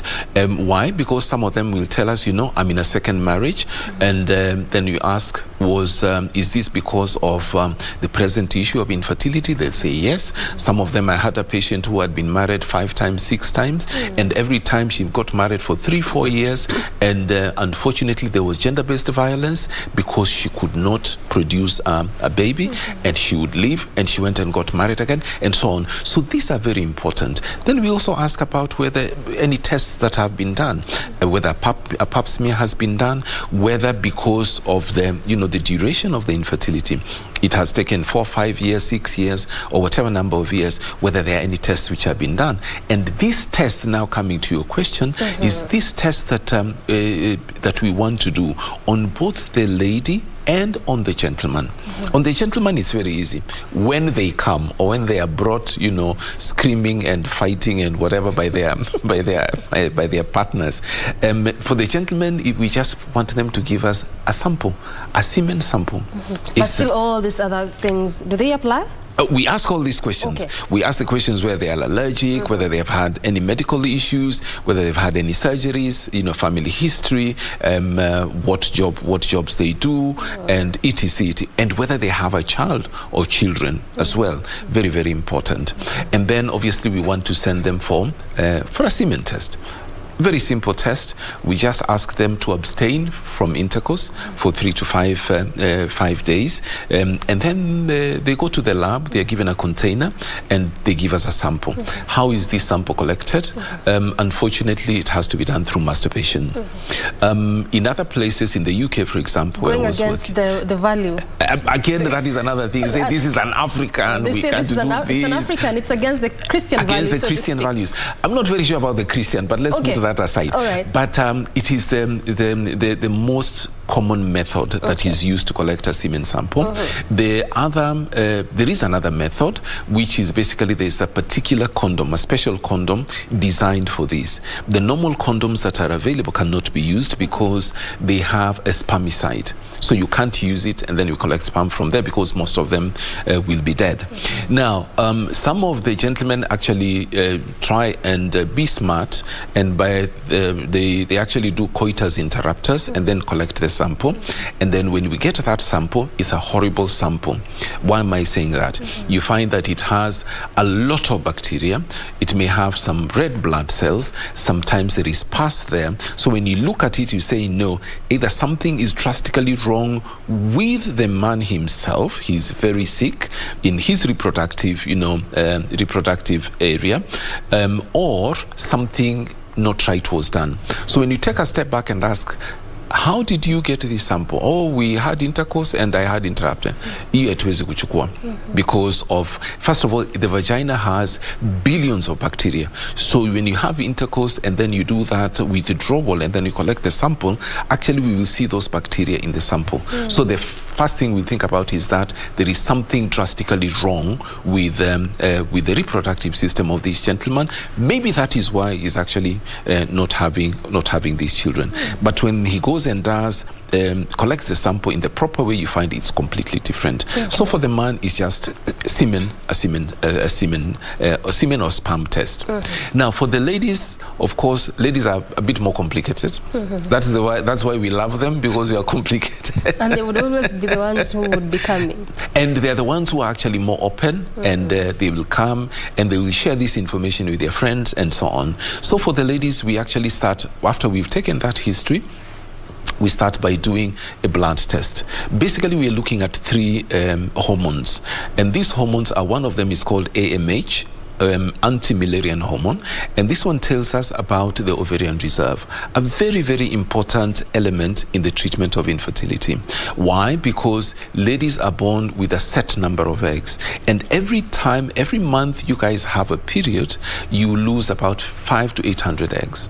So imagine if you started your periods at around 13 years and you're now, let's say, 35 years or 36 or 37, and you don't have a child, meaning if you do the maths, let's work with a conservative number of about 500. So 500 eggs times 12 months in a year times 20, how many years? 22 or 23 years. Yeah. So that's 13. You start with 13. So let's say 22 years. So you have lost a huge number of eggs. So by the time we start doing these tests, that ovarian reserve has actually reduced. And when the ovarian reserve reduces, the quality of the eggs also depletes with time. So that is why for ladies after 35 years, it is a little bit more difficult for them to get pregnant, especially if it is the first time. So we need to do that test. We need to do a test called TSH, T for Tom, S for Simon, and H for house.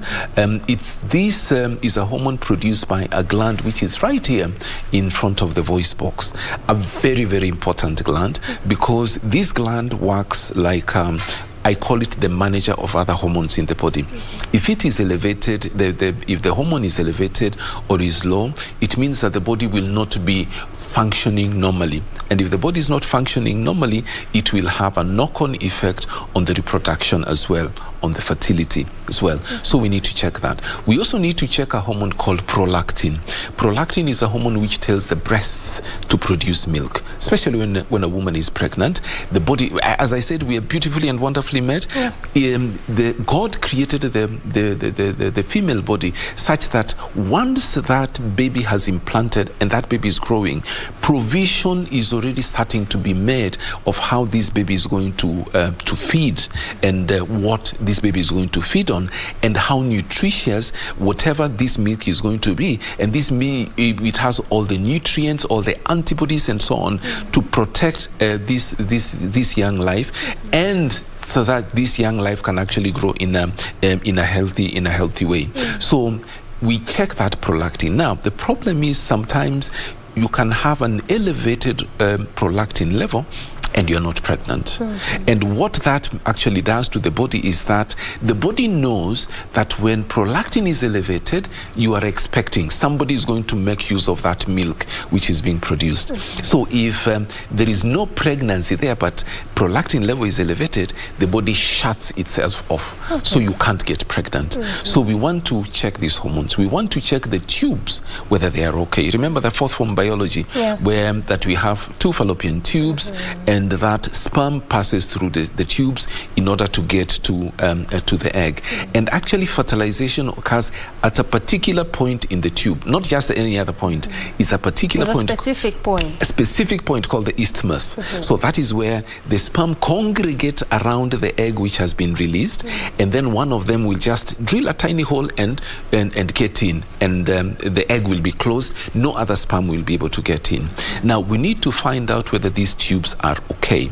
And how do we do this? The gold standard is a test called HSG, hysterosalpingogram, a little bit of a mouthful. Now what happens is that it also has to be done at a particular time in the cycle, around day 10, day 11, where we send these ladies to an imaging center. Something is inserted in the vagina, and we inject what is called a contrast. And as we are doing this, X-ray pictures are taken, a series of them, not only one. Usually there are 4 pictures. What do we see? In the first picture is usually an empty picture, no contrast. So we just want to look at the contours of the uterus and want to see whether we can be able to see the tubes. Ideally, we don't see the tubes in the empty picture. But if we see them, then there is a problem straight away. In this progressive pictures, we give the patient a little bit of contrast, 5 milliliters, and then 10 milliliters, and then 15 milliliters. As the contrast goes through the uterus, if the tubes are okay, it's supposed to flow out into what we call the pelvis, and we take pictures. Then we can actually look at those pictures and say, these tubes are okay, or these tubes are not okay. If they are not okay, what is the problem? There could be a blockage. One of them could be blocked, the other one could be okay, both of them could be blocked. Is that the hydrosalpinx? Hydrosalpinx is coming to that. Okay. Now, if they are blocked and there is fluid in them, that is what we call hydrosalpinx. And then something very interesting is that in those tubes there are microscopic hairs which you can't see. We are still on the test. We are still on the test. We are still on the test. Those hairs are very, very important because they secrete I just want to explain where the fluid comes from. They secrete a small amount of fluid which is almost mucus-like, and this fluid actually helps the egg to slide through the tube such that it can be able to meet with the sperm. And once fertilization has occurred, it also helps. The tubes do make a movement, what you call peristaltic movement, just like the intestines. And as they do that, they actually push the fertilized egg, what you call an embryo, to the destination where it is supposed to get, which is inside the womb. And when it gets into the womb again, that embryo releases a tiny amount of acid by the way, and it drills a tiny hole and it clings onto the lining, what you call the endometrium. And again, before that, provision has been made. That lining is thick, the vessels are extended, there is an accumulation of glucose such that that embryo will actually have nutrition so that it will grow in the way it is supposed to be. So all these are just the tests. Just the test. And then the last one. Okay. The last one for the lady, what we want to do, a scan, an ultrasound scan. And that scan is usually done transvaginally. Why? Because then we take that ultrasound, what you call a transducer, then we get very close to the ovaries, then we can actually see the ovary, and on one side and on the other side, then we can also assess the uterus. We look at the endometrium, that is what we call the lining of the womb. Usually that is where the baby implants. We also look at the womb itself to see whether there are any problems. For example, some of our viewers can have heard about fibroids or fibroids, depends on the way it is pronounced. We can see whether there are fibroids there. If they are there, how many of them, where are they located, what is the size, and so on. So now once we have all these tests, we have the sperm test results, we have the HSG, we have the hormone test, and we have the scan, we can now sit and say, look, let us now look at this and see where the problem is. Wow.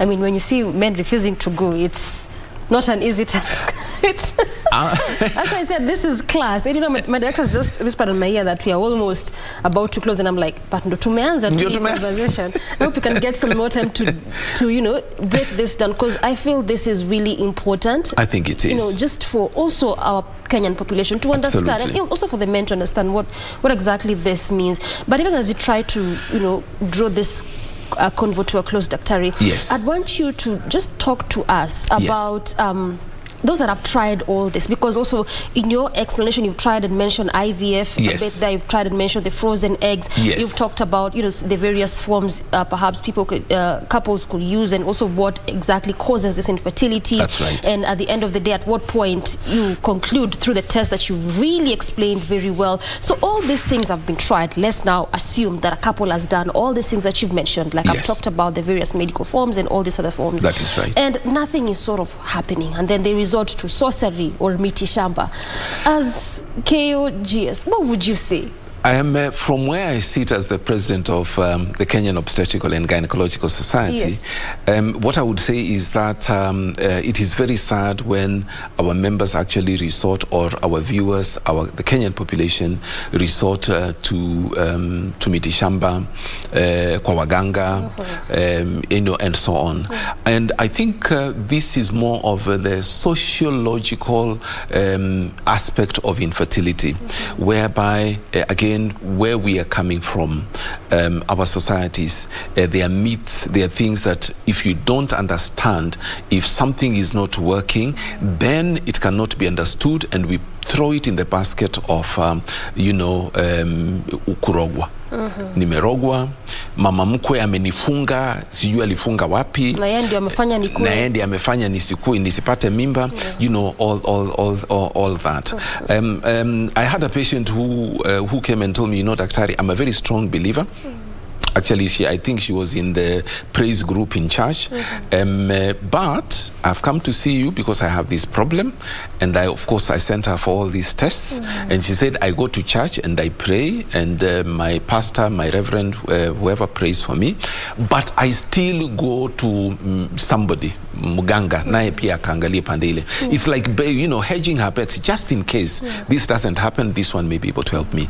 This, what I would advise our Kenyans, Kenyan people, is that please don't go to waganga because you don't know what is happening. There are scientifically proven methods of actually finding out where the problem is, and we can actually scientifically treat these problems, and they are successful, and they can be able to have a family of their own. Good place to end it, but sad place because you haven't really exhausted everything. Maybe next time.